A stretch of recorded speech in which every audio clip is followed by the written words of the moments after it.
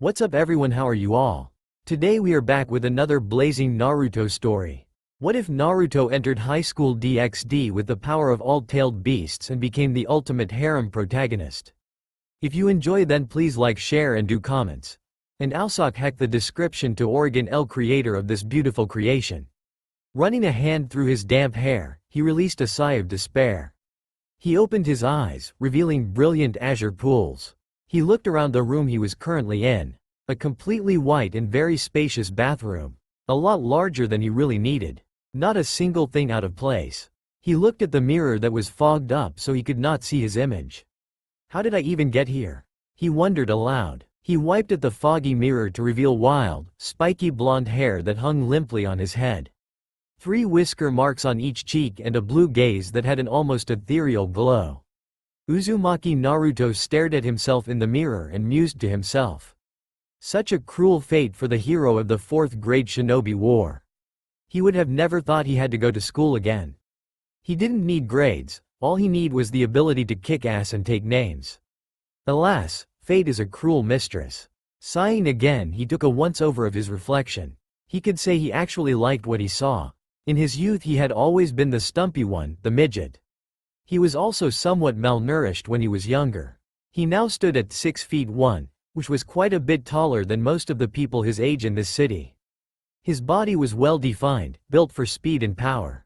His body was molded for combat and had a nice V-shape that many men had tried and failed to get. While looking at himself, he thought about his current predicament.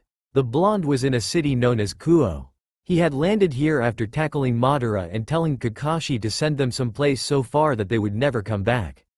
After witnessing Madara's power, he knew that there was only one real way to save everyone from the bastard, and he couldn't let anyone else make that sacrifice. It took a lot of convincing before Kakashi finally conceded. It was Naruto's choice, since only he had a real chance of surviving the dimensional leap that had to be big enough to warp away the newest Jubi Jinchuriki. Naruto was honestly surprised when he found that he was not dead. It was unexpected. He kind of figured it was a badass way to go so he wouldn't have minded dying.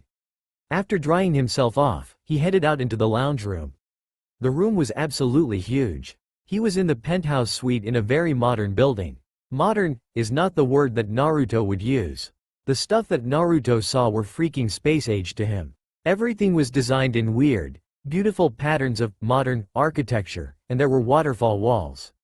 He didn't even know something like that could exist. There was also a very large television protruding from the wall that was turned off. He would turn it on if he knew how to work the thing. There was also a pool table, a game which he had yet to learn how to play, near the corner of the room. The floor had white tiles that seemed to reflect everything perfectly with a beautiful shine. The kitchen seemed to have every cooking utensil you would ever need to make just about anything you would desire. He was actually glad for that. He seemed to establish a love for cooking on his adventures with Jiraiya. Seems that there were other things to eat other than ramen in the world.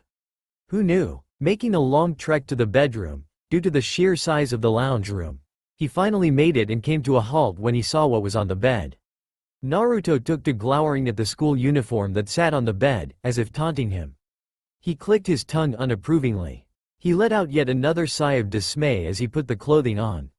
Once on, he looked at his reflection yet again, but this time in a full-length mirror. Naruto was kind of impressed. Sure, it wasn't as beautiful as his orange jumpsuit, but it was a start. He inspected the clothing that was on him. He had a choice between this and the regular uniform. His was slightly modified in design. Vibrant red highlights and a darker dress shirt than the plain white. The blazer and slacks he wore were a lot darker as well, jet black instead of faded black. The tie remained the same. Turning to look at the bed, he weighed the pros and cons of just going back to sleep. After a few seconds in thought, he decided against it.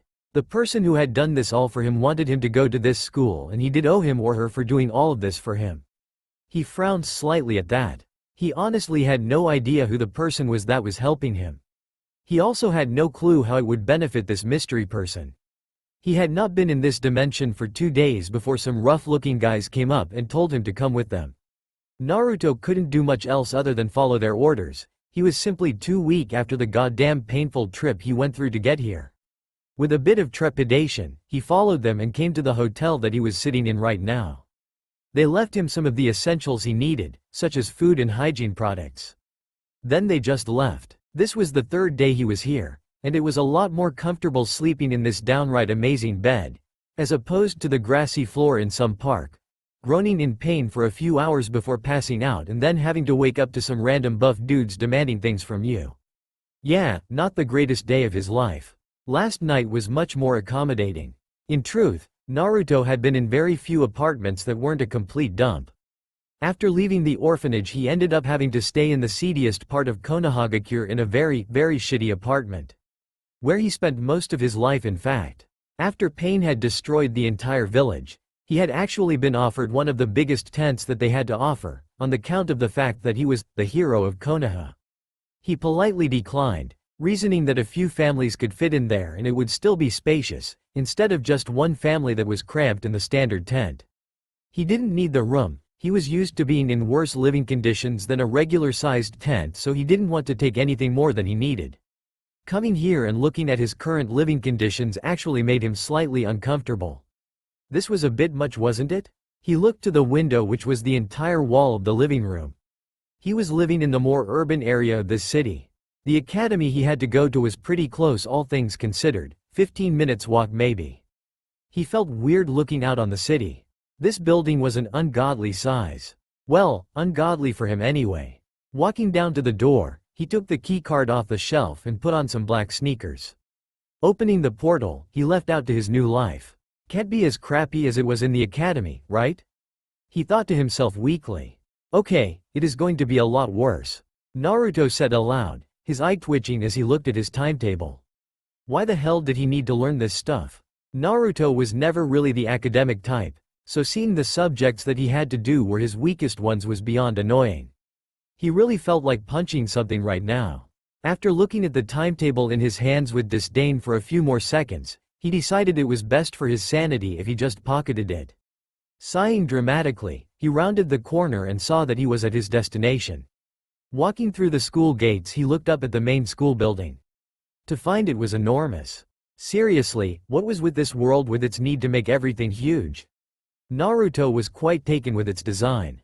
It made the academy back at home look like a small children's playground in comparison. Looking around, he saw that most of the students here were female. Very few guys in sight at all. Upon his arrival, the students seemed to have stopped everything they were doing to look at the blonde. Maybe it was the color of his hair? It seemed like it was very rare to have a blonde hair color in this town. Or perhaps it was this world. A few whispers could be heard, as well as the giggling from girls who were in groups. Naruto didn't really know what was funny. There might have been something wrong with his appearance. He looked himself up and down, then looked at the still giggling girls, then back at himself. He shook his head. I just do not understand girls, he thought to himself, as he walked through the main entrance. Walking through the main hallway, which was also very large, he decided to head to his homeroom. Much easier said than done. Walking down the hallways, that was decidedly a labyrinth made for the specific reason to be an inconvenience to everyone who attended. Got tedious after he got lost for the third fucking time. After a while, he decided that the gods hated him. They might even take pleasure in seeing him have a bad time. Surely this couldn't have been karma. He was a hero for Kami's sake. Could he not just have a somewhat normal day? As he finished his inner ramblings, he came to a halt at the door he was trying to find for the last 10 minutes. Well, small miracles. Opening the door, he stepped in to find all the idle chatter slowly coming to a stop as he walked in. The teacher saw him and threw him a wonderful smile. Ah, you must be Uzumaki-kun, just in time, she said delicately. Yeah, that's me, he said somewhat uneasily. Wonderful, why don't you introduce yourself? She asked pleasantly, making room for him to come stand at the front, next to her. Sure. He shrugged. Walking to the center stage, he saw everyone was looking at him. Naruto gained some of his confidence back and quickly slipped into his optimistic attitude. Hey, I'm Naruto Uzumaki, hope we get along well, he said with a slight wave and a grin. Time to get his friendly personality back on. Sort of sucked being so gloomy for the few days he was here. Naruto walked to his designated seat and promptly fell asleep as soon as he could. Stealthily, of course. Naruto sat in a meditative pose under a tree. Now that he wasn't being swarmed with questions from his classmates, he could focus on doing things that needed to be done. The class all seemed to believe him to be a foreigner due to his sun-kissed blonde hair and blue eyes. Every one of them asking questions at the same time. He could barely take it, so he made a quick retreat as discreetly as he could, which was very difficult considering that everyone's attention was on him. He managed somehow, and he was finally doing what he was trying to get up to since he got here. Sadly, he had been both too busy and too exhausted. His breathing slowed down and he let his mind wander into a dark abyss. Once he cleared his mind, he reached to pull some of his chakra out. He frowned as he felt only a trickle as opposed to the vast ocean it was before. As he tried to pull on the small amount of chakra, he suddenly felt a very sharp pain. Wincing, he stopped pulling on the chakra. Okay, so he should probably wait a little bit before he tries that again. Trying to think of a solution, he cleared his mind again. Think. Come on, what would Kurama do? He stopped thinking at that. Kyubi, he mentally screamed. He tried to calm down his thoughts once more. After 5 seconds of slow breathing, his mind cleared. Slowly digging into the confines of his mind, he mentally spoke to the beast. Kurama, I need your help. Stop sleeping and talk to me. Silence. Slowly, Naruto tried again. Kurama, if this is a joke, I swear. He let the threat hang in the air, but was again met with silence. He started panicking. Where the hell was that damn fox? Smoothing out his increasingly worried thoughts, he delved back into his mind. He calmed himself until he heard something he thought he wouldn't hear again. Something that made his eye twitch. Perverted giggling. Naruto again calmed himself. Now was not the time to get worked up. Again he heard the giggling. Then more giggling. Slowly it became more than he could handle, and because of his current emotional distress and irritation, he couldn't help himself. Running silently behind the trio responsible, he let himself take in their appearance. One was somewhat regular-looking hair with glasses, which seemed to be fogged up. The other was bald, and was currently drooling onto the ground. The last one was difficult to describe without saying the word regular. He was making a fondling the air with his hands and repeating, "Opie, opie, opie," like a mantra. Each had their own respective peepholes. Naruto was taken aback. They reminded him of his godfather, bless his perverted soul. Naruto might not have been too bothered by them doing this, but right now, they were so very obnoxious. Thinking on what to do, a proverbial light bulb went off in his head. The menacing gleam in his eyes would have chilled someone to the bone had anyone been unfortunate enough to see it. Naruto walked over to the bald pervert merrily. He sat to the left of him and gave him a nice slap on the back and addressed them all. "Hiya guys, having a pleasant time?" he asked jovially. All three turned their heads over to the new speaker and looked at him weirdly. "Who are you?" asked the one with glasses, looking annoyed at having to stop his peeping. "Oh, I'm just a new student." Naruto responded good-naturedly. "I couldn't help but noticing you all humbly admiring the beauty of the woman body," he said loudly. The trio didn't even notice the volume of his voice due to them being absolutely ecstatic. "Yes, another of our kind," exclaimed the ordinary-looking one, who currently had stars in his eyes. "Finally, another male who understands the glory of the woman bodies," cried the bald one, who had anime tears streaming down his face. "You will be the perfect ally. With your good looks, you will be able to help us get beautiful girls that we will ravish endlessly," the one with glasses said with zeal as he adjusted his glasses. If one were able to see through the eyewear, they would have seen the calculative gleam that his eyes held. Already he was going through plans on how to accomplish such a feat. Naruto's sweat dropped. He did not know he was going to get this kind of reaction. He watched as they all started to hug and cry in excitement at what the glasses-wearing pervert said. They all no doubt thought the plan was foolproof. His ears pricked when he heard footsteps approaching them. It would have been too quiet to hear them because of the decibels the perverts were reaching.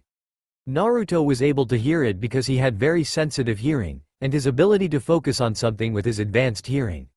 Right now he was drowning out their cries and focusing on the footsteps because if he heard the full brunt of their yells he would no doubt be wincing. Once he determined the women were coming dangerously close, he stopped the pervert's shouts with his next statement. "You guys might want to put those plans on hold," Naruto said. He then made a motion to behind trio. The three stopped and turned just in time to see a mob of teenage girls, who all had an aura of pure rage that consumed the surrounding area around them. Some were holding kendo sticks, whilst others were holding tennis rackets and baseball bats. The three paled to an unhealthy shade of white, and turned back to their blonde companion. Only to find nothing. Turning their heads back slowly, they made whimpers as the women walked slowly towards them. "You guys just never learn, do you?" The girl at the front said with a voice that could freeze hell over. She was holding a kendo stick and was testing its weight with some slow practice swings.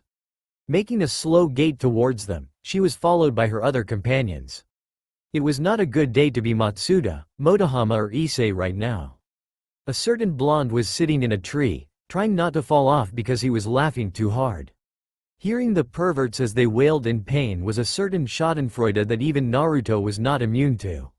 Wiping a stray tear away, he decided he should leave before he actually feels bad for those guys.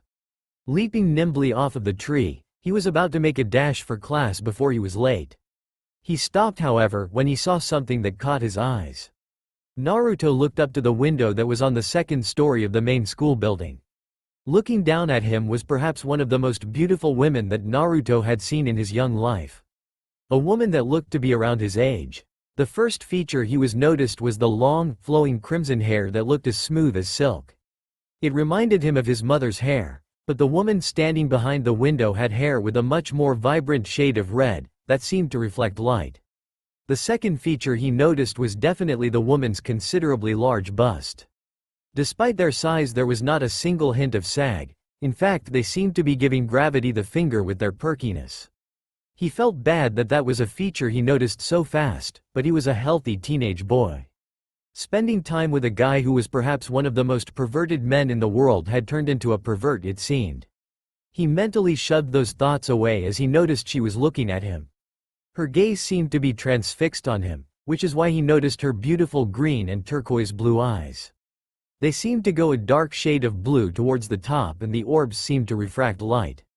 She was absolutely stunning. Naruto saw that she was studying him, and he felt like he should do something.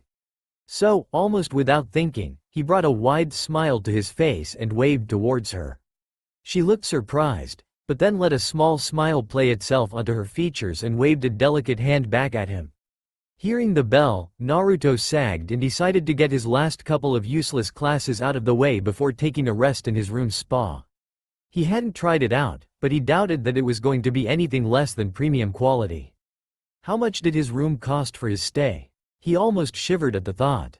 It would have to have more zeros in its paycheck for a week than a year's worth of ramen would cost. He almost grimaced at that thought, but settled for shaking his head as he trudged his way to class. "Akeno," called a smooth voice. "Hi, Rias," said the addressed woman, now identified as Akeno. "Who is that boy?" Rias pointed to the blonde that looked rather dejected as he headed towards the entrance of the main school building. Era, that's the new foreign student. He is in class 2B and this is his first day attending," said Akeno in a pleasant tone. Her violet eyes took on a mischievous look. "Are you stating claims on him already?" she said in a sultry tone of voice. Rias ignored her best friend's teasing nature and the obvious double meaning, but still answered, "Perhaps I should," she said in obvious thought. In truth, she was not really thinking about adding him to her peerage. She could barely sense any magic coming from him, if any at all. However, he did pique her interest, and not only because she had never seen him before. She had a feeling about him, she was not even sure what she was having a feeling of. Yet, she couldn't help but think that something was different about him. Oh my, what a pity. He would have looked absolutely delicious, screaming in delight at my hands," Akeno said in a husky voice, as she put a hand to her blushing face. Rias ignored her again. She turned to the shower room while taking off her clothes, not at all bothered by Akeno's presence. She decided to put the thoughts about the blonde in the back of her mind. A content sigh escaped Naruto's lips as he sat on a bench chair in the park where he first entered this strange world. He had been here for around a week now. School had been strangely tiring throughout the week, even though he was asleep for most of the classes. He chalked it up to the exhaustion that his body seemed to be in after coming here. It was as if all of his previous strength had been drained. Right now, he was in his weakened state and he wasn't sure when, or if, his body would fully recover. He had stayed awake during history class to hear about the world he was now in, and it seemed to be vastly different compared to his world. Apparently he is in a country called Japan. This is a very small country compared to some of the others that are outside of its borders. In this world, they had a huge amount of technology and weaponry that Naruto never thought anyone would be capable of making. It was actually pretty scary thinking just how powerful of weapons this place had. Through technology alone, these people were capable of making bombs that could rival the Jubi's tailed beast bomb. That was impressive. Not only were the bombs they made much more powerful, the weapons were on a whole other level as well. Having automated weapons that could shoot lead faster than the eye could see is just scary. Other than that, it seemed that there was a very rich history to this world, way more than Naruto was willing to learn. He was kind of interested in this world's history though. After last period, a group of girls had come up to him and asked if he wanted to hang out with them for a while. He didn't have to think for very long on it. He had to get his mind off of his furry friend that seemed to have disappeared. He tried contacting Kurama again during class but was only met with the deafening silence of his mind. He was beginning to have doubts that his companion made the journey here. When the blonde agreed, he was quickly taken off into the town where they seemed to interrogate him. The blonde was easily able to lie his way out of the situation. Having a godfather that was a spymaster had come in handy. Naruto had to do a few spy missions with Jiraiya, having a brief job working in espionage for the white-haired pervert. So it was natural that he got the complete rundown of how to lie and manipulate others to his will. Naruto never felt good about lying or manipulating, but he did it when he had to. He did not even consider telling them the truth. There was absolutely no way that they would believe him. His story wasn't even plausible to him, and he lived through it. Naruto decided he should try to probe some information from these girls, asking them all about Japanese culture amongst other things, claiming that he was clueless about all of Japan's customs. They were happy to tell him everything he wanted to know. Truthfully, he didn't know why these girls had asked him to hang out with them. Sure, he was the new student and all, but these girls seemed a lot more interested in him than they should be. Naruto was never overly popular with the ladies in his youth. It was largely due to how loud, crass and overall obnoxious he was. In his 3-year training trip, he smoothed out his act a little bit with the ladies. He wouldn't claim to be Casanova, but he was pretty awesome with flirting. He never flirted with Sakura-chan, because she would punch him into next Sunday, like she did every other time. After a few hours, the girls seemed to be happy with how much shopping they all did while dragging him around. Naruto himself needed some clothes, having nothing but his destroyed orange jumpsuit and his school uniform. When he went to every clothing store in the area to find out that he had nothing like his jumpsuit in this city, he was rather sad. So sad that he made a whimpering noise unconsciously. So he settled for buying clothing that applied to this word's fashion. He was lucky that the person who rented the penthouse left quite a large sum of money for him. He had no other choice, he had to delve into this world's fashion, and he did so with great trepidation. Luckily, he had some girls here to give him an opinion. When they found out that he needed clothing, they seemed to sprint into one of the clothing stores with him in tow. Being able to choose clothes for a boy was very exciting to girls for some reason. After they were done, Naruto dropped the new clothing into his apartment. He decided it would probably be good to go back to the park to find out if there was anything he could use to try to contact his world, or even try to go back himself. He greatly doubted he could get back at all by himself, but it was nice to have hope. He investigated the park to find there was a chakra source around a certain area. Naruto couldn't do much with it at the moment, but figured if his chakra comes back he could see how Sage Mode would help his predicament. After a while, he felt decidedly worn out and chose to sit on the park bench. He needed to relax, until he felt something dark. Issei was having a great day. No, great didn't even describe it. He was having an amazing day. After his beating at the hands of some vengeful girls a few days ago, his luck to turn around when this beautiful girl called Yuma confessed to him on a bridge. He didn't know how to react, this had never happened before. He ended up going on a date a few days after the confession, today. He could safely say that he had fallen in love with her. Now he found himself in this park right next to a fountain. The water's surface glistened with the bit of lighting through the park. Issei-kun. Yuma's delicate voice shot him out of his inner musings. Hi, Yuma-chan? He said nervously. Could you do something for me? Yuma asked, walking closer to Issei with her hair covering her eyes and a small blush on her cheeks. She stopped about a front in front of him. What do you need? Was this where you lost his virginity? Oh, by the gods, he hoped so. Could you please die for me? She requested. All of Issei's thoughts that had slowly been turning more perverted by the second halted. He responded, confused. Scratching his cheek, he continued, could you repeat that again, Yuma-chan? I think I heard you wrong, Issei said. Slowly, a dark smile spread across her face. I said, could you please die for me? She asked again. Only this time it was with a chilling voice as her face twisted into something that looked alien compared to the innocence that was etched into her face before. Black angel wings spread from her back as her clothes morphed into some bondage clothing that covers very little of her body.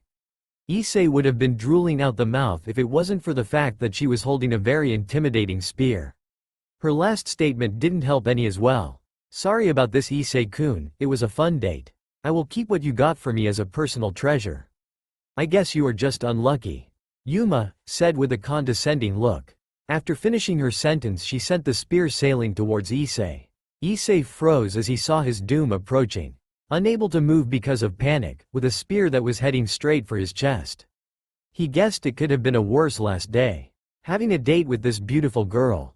Expecting the object to kill him in about a second, he resigned himself to his fate, only to be tackled to the ground by another person. Looking up to his savior, he saw someone who he did not expect. That foreign student from school. Yet at the same time, it wasn't him. Before his eyes shined with a friendly glint and he had an almost infectious smile. The look on his face now was completely different to the guy he saw before. Right now he was staring at the girl Issei believed to be someone innocent, with cold, sharp eyes. This face was calculated. His entire persona had made a full 180. Ah, young love, Naruto said nonchalantly, his voice betrayed by the sharp look in his eyes. It truly makes my heart flutter. He ended. Yuma looked at the annoyance that just saved her target with disdain. It would have been so easy to kill the bug, but now she had to kill two bugs. You best leave, Blondie. I don't want to waste any more time than I have to, and right now you are standing between me and my kill. If you just walk away, then I will spare your pathetic life. She said with a scowl. Ma, so rude. Perhaps I should fix that attitude of yours. Naruto said easily. Okay. He didn't know if he could actually fight her. He was severely weakened right now. He only really had enough chakra for his body to function, that was about it. He didn't know who, or what, this girl was, and didn't know how strong she was. Judging by the wings that were coming out of her back, she wasn't normal. He didn't know much about this world, but judging from this Issei kid's reaction, this type of thing isn't exactly a regular occurrence. He hadn't heard anything about people with wings and he hadn't seen anyone before her with them, so he would go on a limb and say that this very rarely would ever happen to people. He would think on it later, right now he had to protect this guy. You believe you could kill me? She taunted. After snorting she continued, I don't think you understand how low you are compared to me. I don't really care about that. I'm not the type of person who could just leave someone to die for my own safety. Naruto responded, looking slightly miffed at her holier-than-thou attitude. Petulant child, she called and summoned a spear of light. Before she could throw it at either of them, Naruto sprinted at high speeds towards her. Not expecting that kind of speed from a human, she couldn't react in time when a fist made contact with her face, knocking her to the ground. Naruto capitalized on the dazed state she would no doubt be in and ran towards her. Only to be surprised when he saw that she was standing and looked absolutely livid. Materializing another spear because the other one was flung away after the blonde's strike, she sent it flying at the blonde. Naruto was only just able to evade it by jumping over the weapon. He continued towards her in an attempt to have engaged in close combat. He was surprised again by the speed her strikes were sent. From what he had seen from this world, humans were unable to use their chakra. So they couldn't produce jutsu or enhance their speed, power or strength with chakra.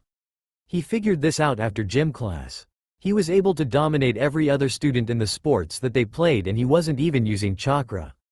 This led him to the conclusion that humans here were much weaker than in the elemental nations. Everyone here were basically civilians. In hindsight, he should have considered her abnormality would translate into her speed and power. Even though she was much faster than him at the moment, he was still able to keep up with her somewhat because of his technique and combat experience. It really paid off to be a trained ninja. The fallen angel was getting increasingly more annoyed with each strike. She was being bested by a human. That made her seethe in anger. She was obviously faster, but he was just so hard hit. Each one of his punches were a lot harder than she expected, and even though they didn't particularly hurt that much, there was enough of them that the pain was adding up. Naruto was winning at the moment, but he knew that he wouldn't last much longer.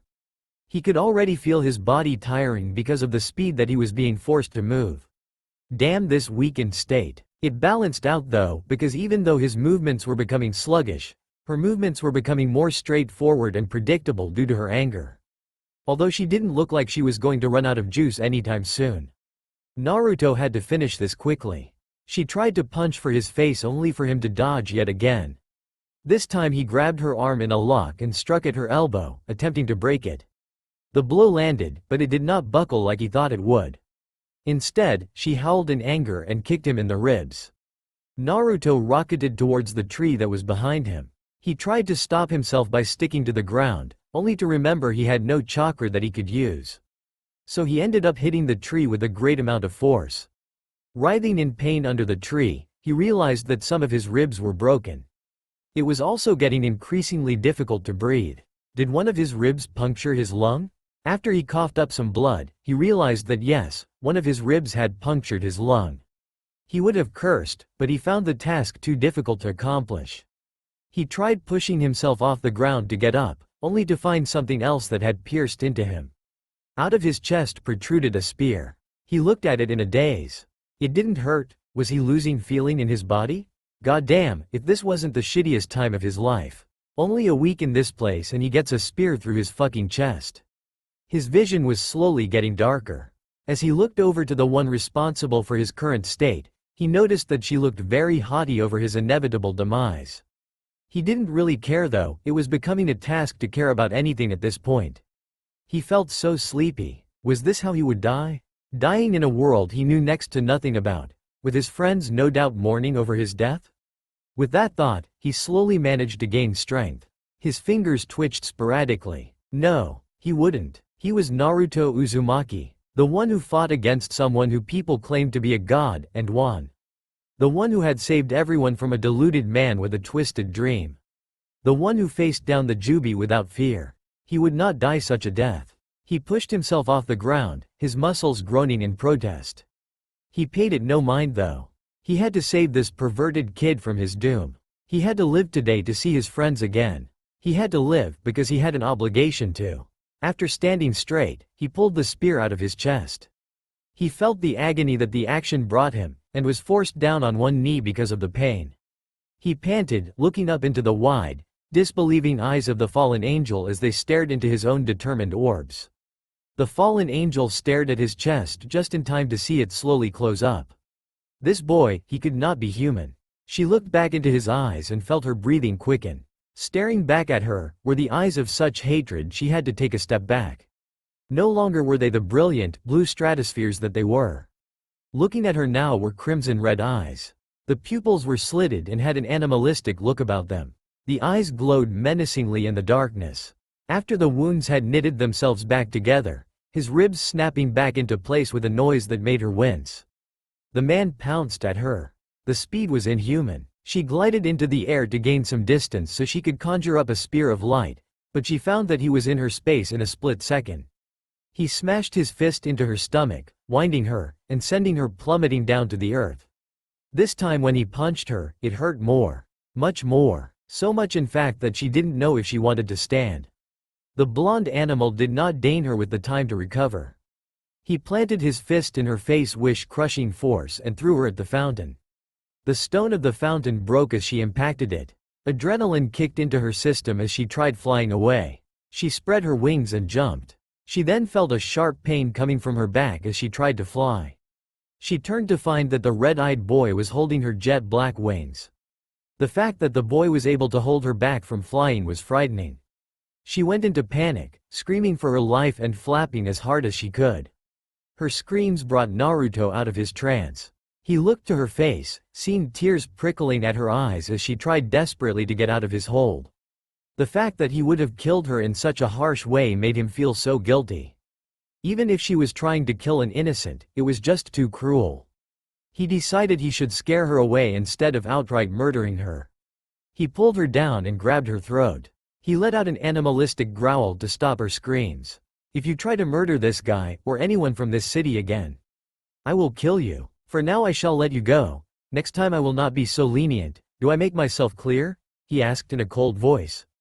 Truthfully, he was holding himself back from snapping her neck right now. What was wrong with him? Last time he was using Kyuubi's chakra, he did not have these urges.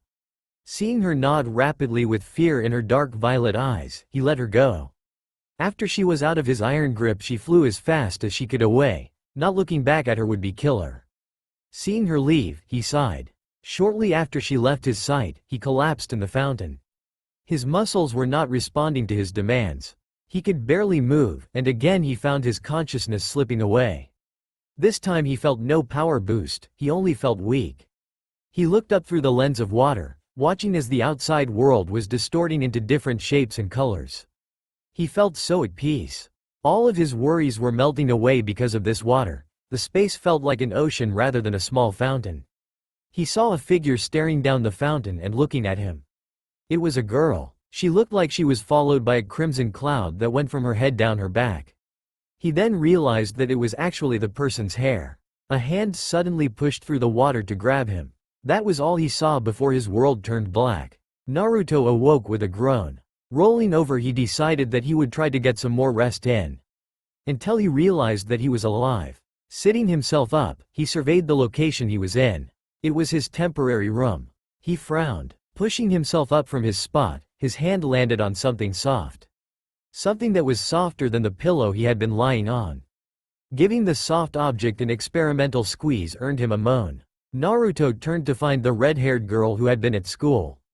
She was lying on his bed stark naked. Contrary to popular belief, Naruto wasn't clueless about the opposite or in general. He had a number of times in his travels with Jiraiya of the Sennin. The old pervert convinced him to join him at the brothel during his second year traveling. He had regretfully gotten his chastity taken by one of the escorts whilst he was rather drunk. He didn't count that time though. He counted the first time he had successfully seduced a woman a few weeks after the visit to the brothel instead. Just because he had some experience with this sort of thing did not mean that he wouldn't get at least a little flustered when a very beautiful and very naked girl was lying right next to him with his hand currently resting on her left. Flustered didn't seem to be the right word for what he was feeling. He felt like making her his. It was almost an instinct. He didn't know what he had done with her last night. Naruto took his hand away. It would be best if she didn't wake up to him fondling one of her tits. He really didn't know how he ended up here at all. The last thing he remembered was saving that perverted guy, Issei, from some psycho girl with wings. Everything got really hazy after she had kicked him into a tree. He did remember feeling rather guilty, along with a fair amount of bloodlust. Did he kill her? He shook his head to rid him of his thoughts. It would be best not to think about it. He didn't think he could kill her with the state he was in last night after the kick she delivered. Without chakra to enhance his bones and muscles, he didn't stand a chance. Naruto turned back to the redhead. She would most likely have some of the answers he was looking for. With that thought, he headed to the kitchen to get some breakfast started. Getting out of his bed, he looked down at himself to find that he was also naked. Perhaps he really did do something with this woman last night. Naruto moved to the closet to retrieve some shorts. He decided to forego the shirt for now. His chest felt somewhat irritated. He left out the door to the kitchen. Rias' nose twitched to the smell of something delectable. She sat up, straightening her back while stretching her arms. She let out a cute yawn while stretching. Deciding to see what the blonde was up to, she walked out of the room, the sheet dropping from her naked form, revealing her in all of her glory. Rias entered the living room and got a good look at how the blonde was living. This was not within a high school boy's price range. His parents had to be loaded if this was where he was staying. Although she couldn't exactly say anything, having a family that is one of the richest, if not the richest, families in the underworld. Stopping at the entrance of the kitchen, she saw the blonde that was occupying her thoughts. He was cooking breakfast. Eggs, bacon, and pancakes with syrup. It looked delicious. Naruto turned to see Rias as naked as the day she was born. She looked up from the breakfast and smiled at him. "Ohayo Uzumaki-kun, did you sleep well?" Rias asked politely. Naruto was close to short-circuiting. He had no idea what was going on with him. He knew that her body would have an effect on him because of his hormones, but he was having a completely different feeling from what was normal. He wasn't embarrassed, it was more trying his best not to jump her. Kami, what was he thinking? I slept well. What about you, Ms.? Naruto probed. He would have thanked Ero Sennin if he was still alive for teaching him how to hide his emotions and look calm on the outside. Ah, forgive me for my rude manners. I am Rias Gremory, and I slept very well, thank you.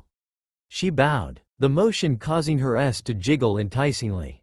Naruto was hard-pressed not to let his eyes travel down Rias' voluptuous figure. Rias did not try as hard as Naruto in abstaining from letting her eyes travel. She looked at his shirtless body and was surprised by how much muscle was visible. His body was extremely defined, it was one of an Olympic athlete. His muscles were not bulky, but looked extremely dense, even though he was quite lean. She couldn't imagine how much he had trained to gain such figure. Nah, it's fine. Naruto's voice brought her out of her stupor. I must admit that I am surprised though. I don't want to sound rude or anything, but I don't remember much of last night. Naruto said. I will explain to you at school. Rias said with a smile. Sure, do you mind getting dressed then? School is starting soon. Naruto motioned to her form. Of course. Rias responded elegantly, not bothered at all by having her body seen. Naruto walked into his room to grab his uniform. He stepped on the uniform he was wearing last night, to found it covered in blood. A hole in the chest section. He sighed. So last night did happen. That complicated things. He thought that maybe it was just a very, very vivid dream. He guessed that there was no way the pain that he had to deal with was just a figment of his imagination, but the entire ordeal still could have been fabricated by his subconscious. Even though it was highly unlikely. He grabbed the extra uniform that was in the closet and put it on. After the clothes were in place, he sat on the bed in deep thought. He didn't have a clue on what transpired last night. After the woman with wings kicked him, all of his thoughts were blank. It was as if his mind was movie reel that had been snipped off at a certain section. He did remember how he felt though.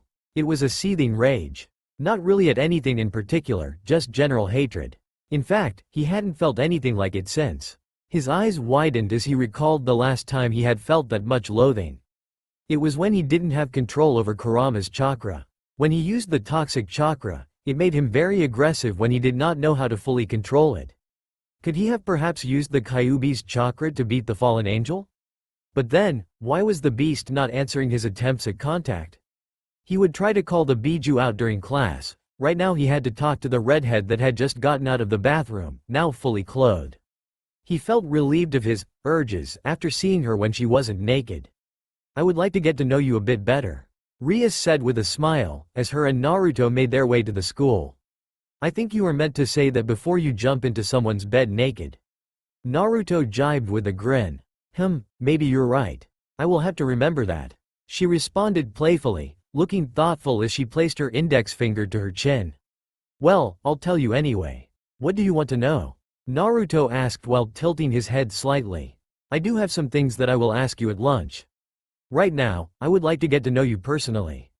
Rias said. Alright then. I'm Naruto Uzumaki. I am 17 years old. Favorite food is ramen, the food of the gods, and my favorite color is orange, the color of the gods. Rias giggled at how enthusiastic he said his likes. I dislike arrogant people and how long it takes for ramen to cook. My hobbies are training and a little bit of gardening. My dream for the future is. He went into a thinking pose at that. She wouldn't know what a Hokage was, and he didn't want to be that crazy kid if she gossiped how he claimed to come from another world. He shook his head and continued, I'm still trying to figure that out. She seemed to be pleased with his answer because she continued walking in silence. You know, Naruto started, making Rias focus her attention on him again. I wouldn't mind getting to know you better as well, Rias-chan. Naruto finished with a smile. Rias was rather surprised at how fast he started calling her by her first name, especially with the chan suffix. Many males and even women found her beauty intimidating, making them cautious. This was a surprising development. Rias quickly recovered and responded. Then what would you like to know about me, Naruto-kun? She emulated how his head tilted. The only difference was she had a smile as she asked the question. Likes, dislikes, hobbies and dreams. You know, like how I did. He said, okay, I like drinking tea in Japanese culture. I dislike people who are of noble status and believe that because of that they have the right to degrade everyone who is not of said status. My hobbies are listening to music and, she paused when she was about to say her secret status as an otaku. She didn't know how he would react. Plus she was rather secretive about her status. My dream is to be the best head of the Gremory family in history. She finished. Head of your family? Are you a noble person or something? Naruto blinked. After seeing her nod, he let out a guffaw. Wow, you have to be one of the only rich people I know who isn't totally up themselves. He said, gaining a new respect for the redhead. She smiled at the compliment, even though it was said in a rather crass way. Thank you. Isn't your family rich as well? The place that you are staying is a lot more than you need. She said, actually, I don't have any family, I've been an orphan my entire life. Naruto said with a sad smile. Rias felt awful. She wanted to prod about how he was living in such a nice location but didn't want to bring up any more unpleasant memories for the blonde. I'm sorry for speaking without thinking. She apologized. Nah, don't worry about it. You didn't know, so of course I'm not going to hold it against you. Naruto said, his face then adopted a devilish smile. I don't think I could hold it against someone as beautiful as you. He said. He then blinked and realized what he had just said. Rias was again surprised by the blonde. He was rather direct, and his entire manner of speech changed. It was more seductive. It was like he changed into a completely different person for just a few seconds. Naruto meanwhile was trying to figure out what the hell managed to make him say that. He knew that he could be seductive if he truly wanted, but he didn't do it without even thinking. He didn't apologize though, that would just make this entire thing more awkward. Thank you, Rias said, looking rather flustered. She had received compliments before, every day at school. Almost all of the students she walked past complimented her amongst their friend groups.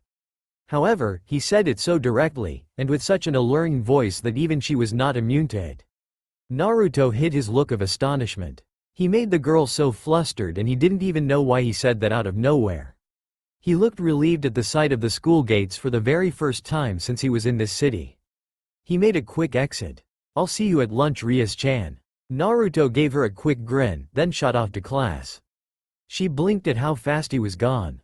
Naruto opened and closed his hand while looking down at it, lost in thought. When he shot off towards class, he didn't actually think he would, shoot off like that. He ended up almost hitting the wall when he went off at the amazing speed he displayed. He was able to stop at the last second, but it didn't escape the notice of the students. The people around the front of the school looked dumbstruck. He just chuckled nervously and rubbed the back of his head. No doubt there were already rumors going around. He currently sat at his desk with a couple of the people in class looking at him with wide eyes, like if they looked away then he would disappear. He sighed. When class started he began to tune out. He decided that he should figure out what was going on with his body.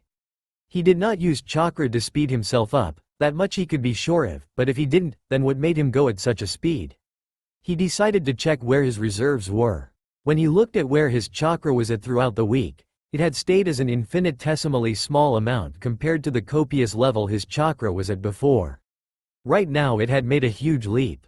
It still wasn't where it was at when he had fought Madara, but it was still satisfying to find out that his reserves were being replenished.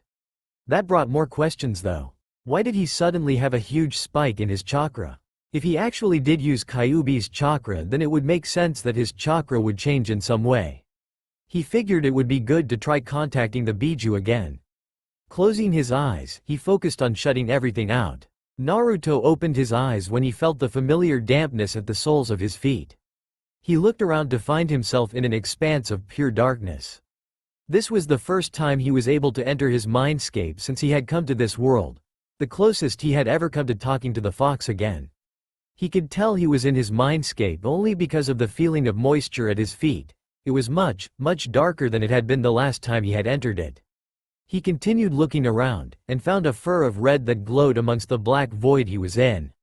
Kurama, is that you? Naruto said, feeling his breath hitch when there was no answer for several seconds. He couldn't be dead, why was he motionless then? Naruto started to panic as his thoughts slowly turned darker. Until he could hear muffled chuckles that was slowly escalating into full-blown, booming laughter. Kyuubi, you asshole. Naruto roared, his narrowed eyes conveying his anger towards the nine-tailed fox that was currently rolling around while holding its sides. Naruto's angry comment only seemed to amuse the beast more. Ha ha ha, I'm sorry kid, I just couldn't help myself, Kyuubi said between chuckles and snorts of laughter. Naruto crossed his arms while pouting, looking like a kid who was about to throw a tantrum. Until his eyes lit up and he let out a blinding smile that lit up the dark, gritty expanse he and the fox were in. You have no idea how good it is to see you, Kurama, Naruto said, seemingly unbothered by the laughs that Kyuubi was still letting out. It's good to see you too, kid. I've been trying to contact you for quite a while now, Kyuubi said, revealing his huge, red eyes. It took you long enough to actually come here. Naruto was about to explain exactly why he couldn't when Kyuubi suddenly said, I understand why you couldn't, that trans-dimensional leap that you made seemed to mess you up some. Your chakra coils were damaged quite a lot, almost shredded to bits in fact. You're lucky that you had me. I had to put my healing capabilities into overdrive while you were being transported by Hitaki's Kamui. Are you serious? Is that why my chakra is nowhere near where it was before coming here? Naruto asked loudly. Partly. Kyuubi began slowly. Another part of the reason was also due to our connection being fractured. While we were in the dimensional rift, our two chakras were being broken down into two separate entities. We were going to be separated from each other. If I let that happen, then you would have died, he said gravely. Whoa, thanks, Naruto said, blinking at how close his death had been. Thank Kami for the 9 tails. There's more, Kyuubi said, bringing Naruto's attention onto the giant before him. I was not able to fix the connection lost between us fully, which is why I could not answer your calls or summons. But since you were able to pull out a minute amount of my chakra, I was able to slowly fix it up partially more, so we are able to communicate. I shall fix it to what it was when we were fighting that fool Madara, however it will take some time. Kyuubi finished. Naruto nodded slowly, taking in all of the information.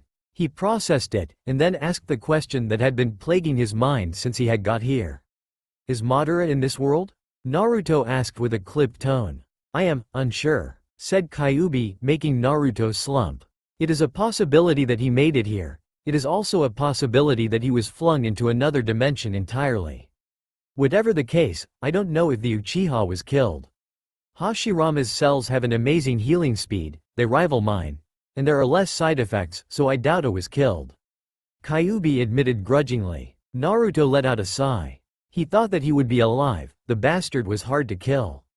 Naruto decided to ask his next question. Will my chakra go back to its regular size? I've noticed that my chakra has made a huge jump, but it is still nowhere near what it once was.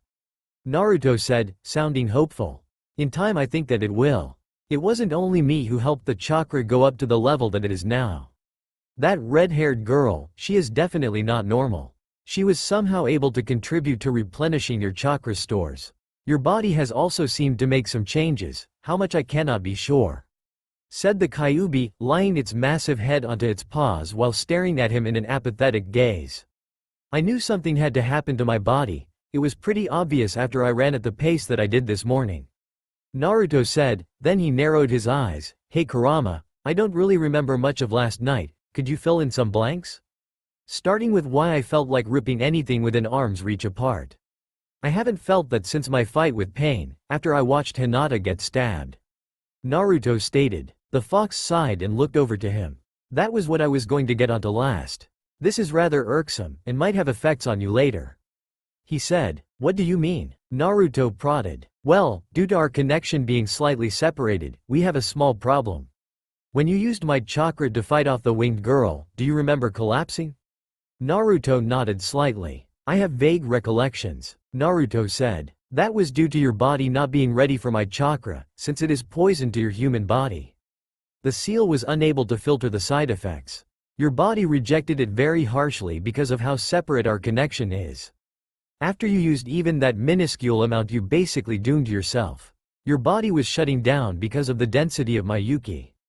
The girl with red hair is the only reason you are alive right now, Kyuubi said. Naruto opened his mouth to ask how, but Kyuubi stopped him. Before you ask, I don't know how she did it.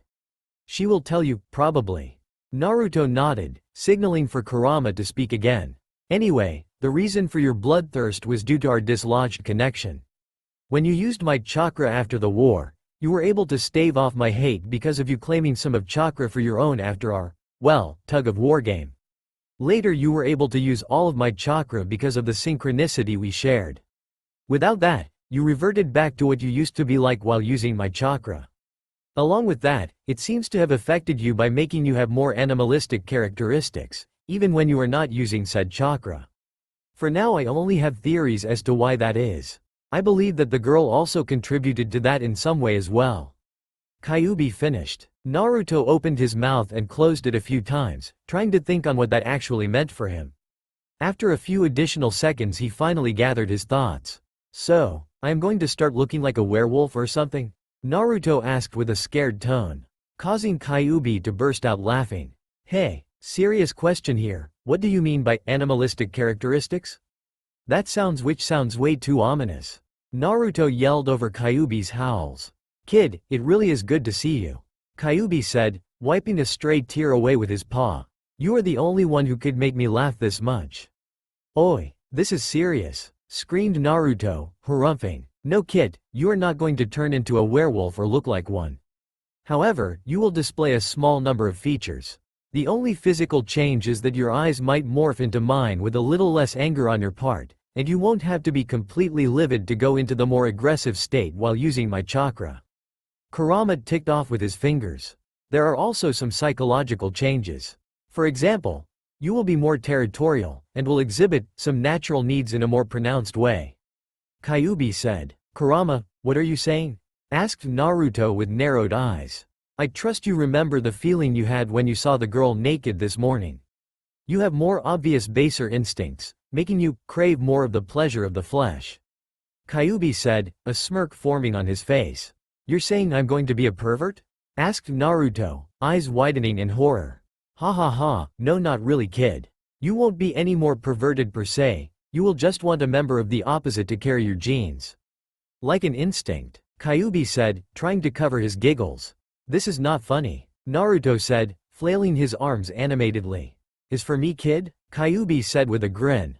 But don't be too worried, these feelings are basically due to my influence. Kind of. I will be able to calm it down a bit, so you won't have bloodlust 24/7, and you won't have an overwhelming need to have, only more than the average human, again like an instinct. So what you're saying is you're the pervert? Naruto said with narrowed eyes and pointed at him accusingly. Not at all, Kyuubi said indignantly, looking like he was legitimately insulted by Naruto's accusation. Being perverted and having needs are two completely different things. Kyuubi lectured. Sure, pervert. Naruto rolled his eyes. Why, you ungrateful little. Kyuubi started and then straightened. It seems that your class is over. The girl promised some answers and I wish to find out if my theories were correct. We will talk after she is done talking to you, be on your feet.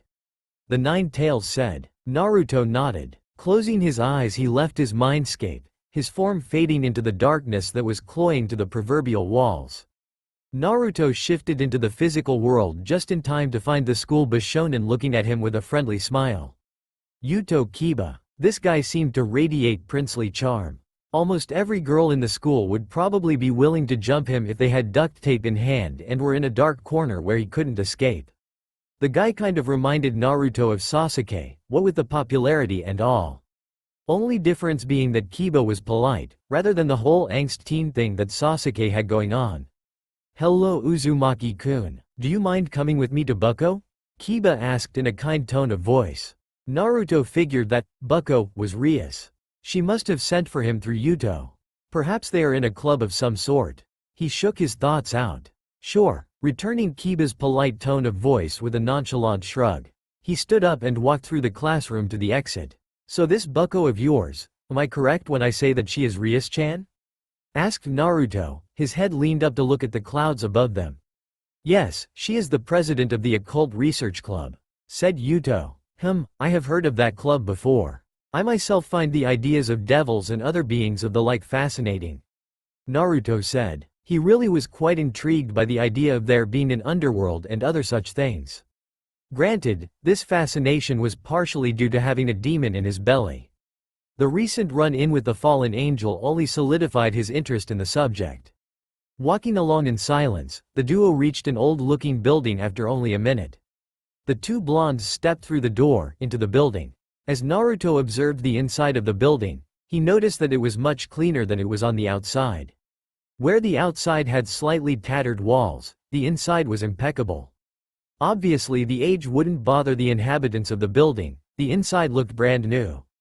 The two blondes came across another door. Kiba knocked lightly on the door a couple of times. Upon hearing, "Enter," on the other side of the portal, they promptly did as instructed.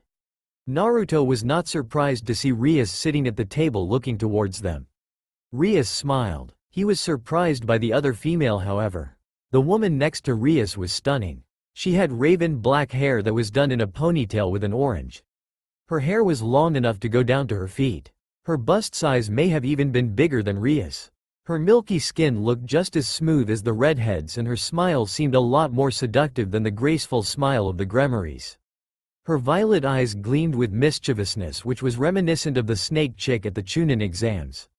"Hello there. Please take a seat Naruto-kun," Rias said. Naruto could have mistook her tone for Sarutobi's, if she was an old man with liver spots and wrinkles, with a grandfatherly voice. She was the exact opposite though. "Yeah, sure." Naruto turned to the chair where the other inhabitant was sitting. He froze. Oh no, it was happening again. He realized what the cause was. The petite girl with white hair, who was looking at him with big, beautiful amber eyes. She had rather pale skin, a cute-looking face, and a hairclip in the shape of a black cat. Her silver hair framed her face, with two bangs going past her chin. She was obviously an underclassman because of her stature. Her face was set in a blank stare. He was having the same sort of problem he had with the redhead this morning. The difference being that the girl in front of him was clothed. Naruto was in control when he looked at Rias when she was clothed at least. The girl that was eating cake in front of him right now seemed to radiate this energy that was so damn alluring. Was this the animal instincts kicking in? He realized with a start that he had been in the same place a few seconds longer than he should have been and moved next to the cat-like girl and sat down. He controlled his lust for now.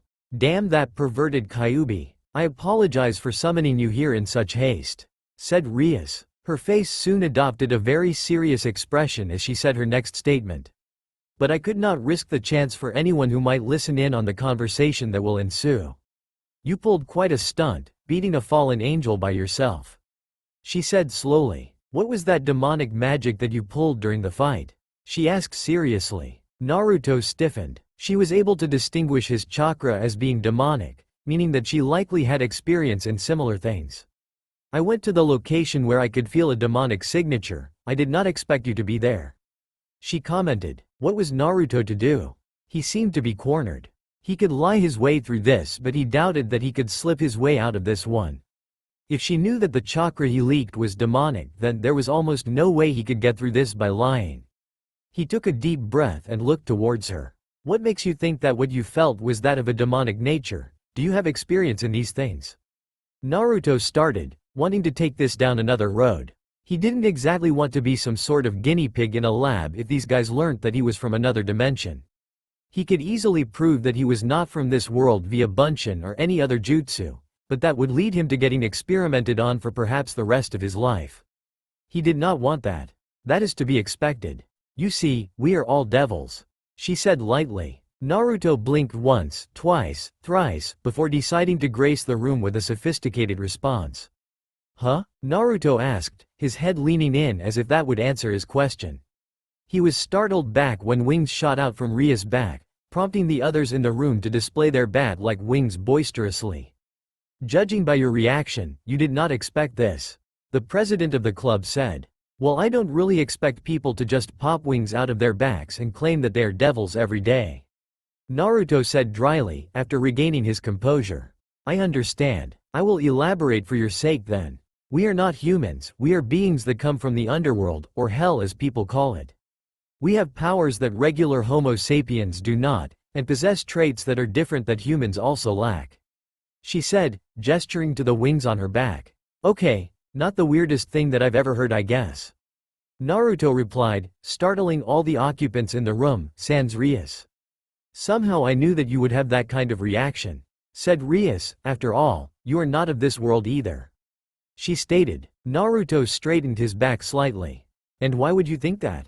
He asked. After your fight with the fallen angel known as Rainier, I came because of the energy that was emitted.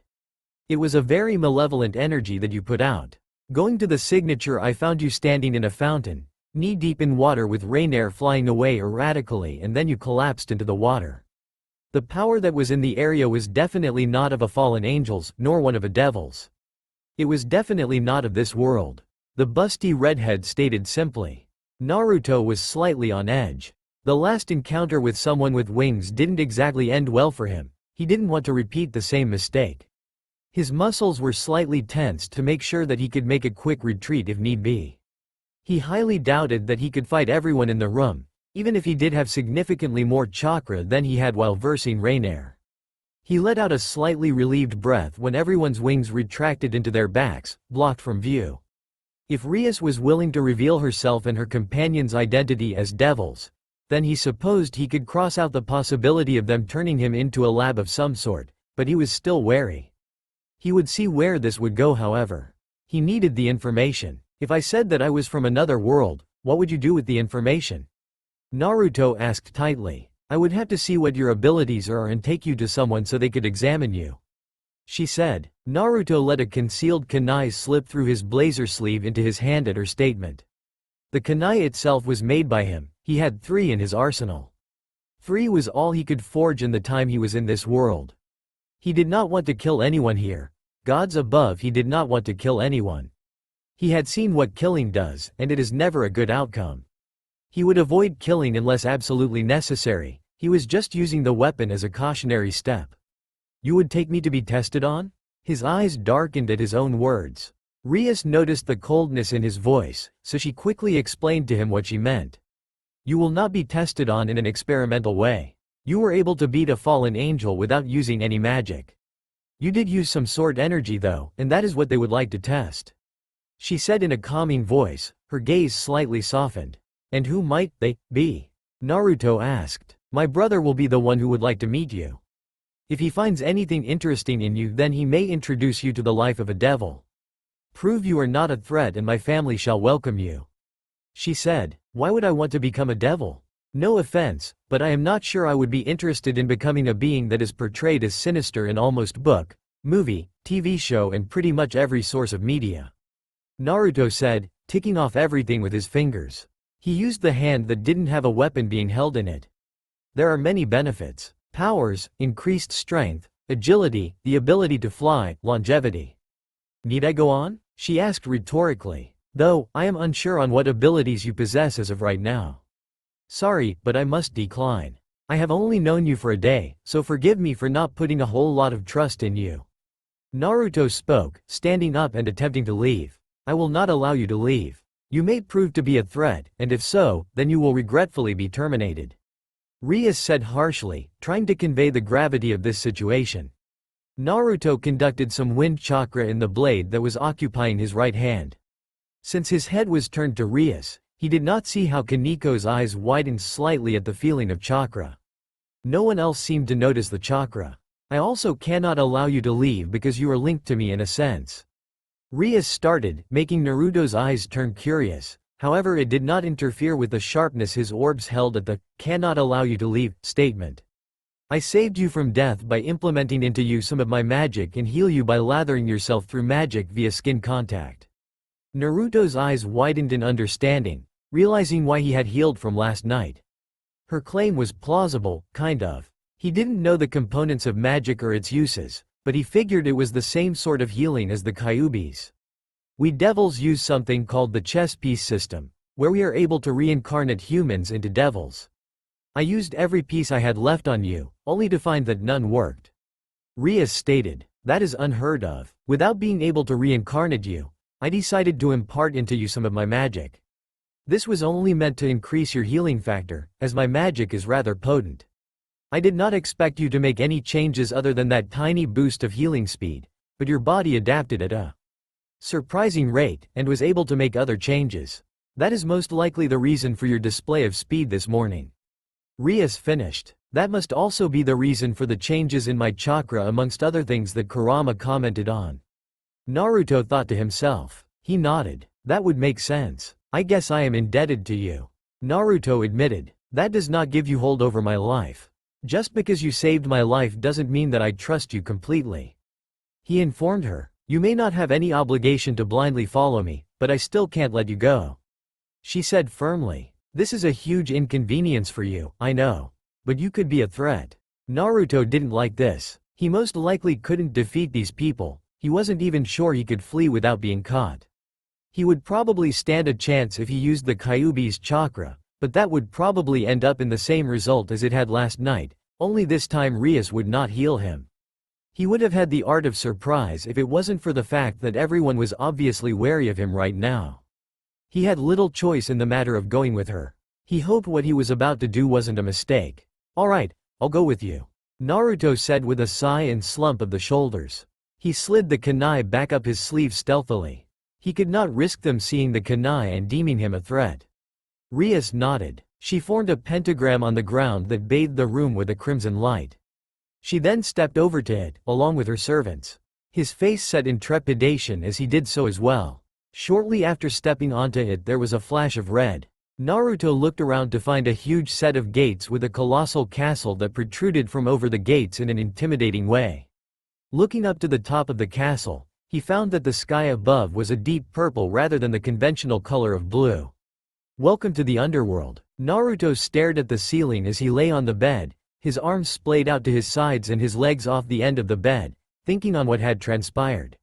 He was in the underworld right now, threatened into coming here. He was residing in a castle that belonged to the Gremory family. Rias family. It had been a few hours since he came here, and not a lot had happened honestly. He had met no one in the underworld save for the maids and servants that appeared to be chronically busy. Rias' parents were going to be out for a few days. They had an important thing to go to apparently, not that he really cared for the reason of them not being here. Her brother was also not going to be here for tonight. Tomorrow was when he had to meet the redhead's brother. He was actually kind of nervous. He generally sucked when it came to conversing with nobles. He always gave people derogatory terms, even his superiors. Hell, he called both of the Hokages that he worked under their own nicknames, Old Man, and Granny, respectively. He respected them both greatly, but he just didn't show it through all of the polite etiquette crap. He never believed that one person is better than another just because they were born into rich families, or given opportunities that others are not given, but he definitely did not want to appear too rude. He was living in their home for the time being, they could have just thrown him in a prison or something. Instead he got a very nice room where he could sleep in relative peace. The fact that he was at their mercy didn't help matters either. He didn't want to die before he saw all of his friends again. There were also other things that his mind was strained towards. He had to get training. He had to get his chakra back to the level that it was. There was no other way to get back to the elemental nations. If he wanted to make another dimensional jump, then he had to be able to survive again, and it seemed that in order to do that, he couldn't have the puny reserves, compared to what he had previously, anyway. He didn't understand the mechanics of it, but Kurama did touch on the subject. He would need the Kyuubi's help to gain his reserves, along with finding a way to make a dimensional leap. Naruto wasn't exactly confident about them being able to find a way through Fuinjutsu. The blonde knew a little of the art, having a Fuinjutsu master for a sensei, godfather and all, but that was it. Even the fourth Hokage, who was said to be the greatest master of Fuinjutsu that the world had ever seen, would find a real challenge in transporting through dimensions. So Naruto trying to accomplish the same thing, with accuracy in dimension jumping as well as that, was laughable. The only real way he could think to go back was to get in contact with his sensei, and he didn't know how he would do that. He would confide with the fox, but he could barely talk to the furry bastard. The beast was simply too busy trying to patch up everything that was wrong with Naruto right now. Naruto didn't want to prolong his weakness, so he decided that he should just let Kurama do his thing. Still, that didn't mean that he would stop his training. With the little amount of chakra that he had at the moment, he would have to make the most of chakra control exercises if he didn't want to run out of steam after just a few jutsu. His control hadn't been great throughout his life because his level of chakra had been ridiculous. He could toss around high-level jutsu for a large amount of time, overpowering the enemies he had to face. Now that he didn't have that much chakra, he had to be able to do more jutsu with less chakra. He only knew a few chakra control exercises, but he had the absolute boon on his side. A jutsu that had helped him through thick and thin. Kage Bunshin. Thank God for Kakashi-sensei. Or curse him for showing him one of the most useful things the jutsu could do so late. Being able to make copies that you gain the knowledge of after they disperse was oh so helpful. It really was the ultimate training tool. Now that he had enough chakra to actually create a few, he would use that training method to its full potential.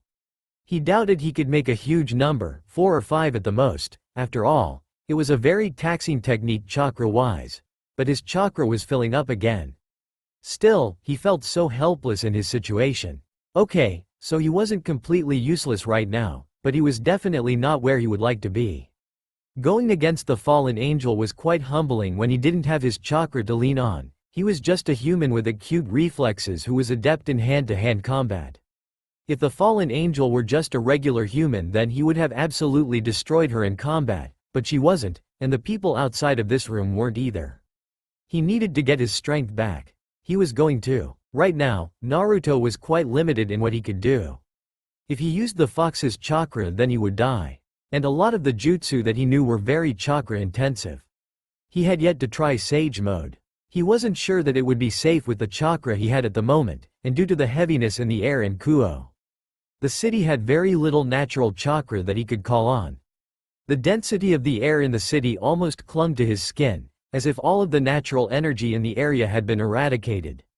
The underworld had quite a bit more natural energy that he could feel, which was ironic really.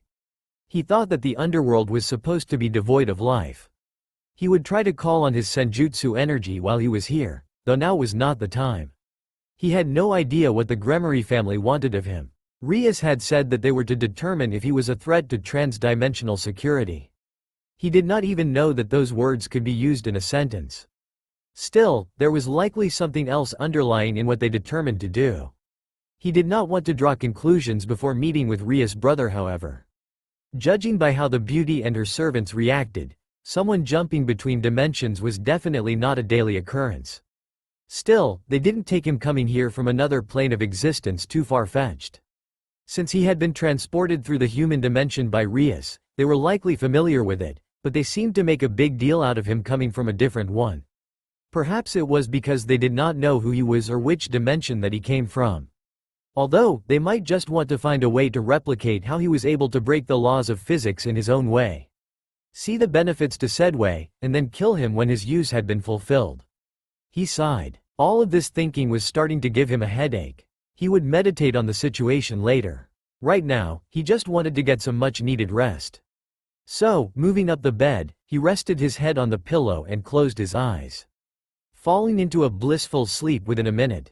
He's the what now? Naruto asked, blinking dumbly. He was currently sitting with Rias Gremory and her peerage. They were in the lounge room of the castle that she apparently lived in when she wasn't in the human world.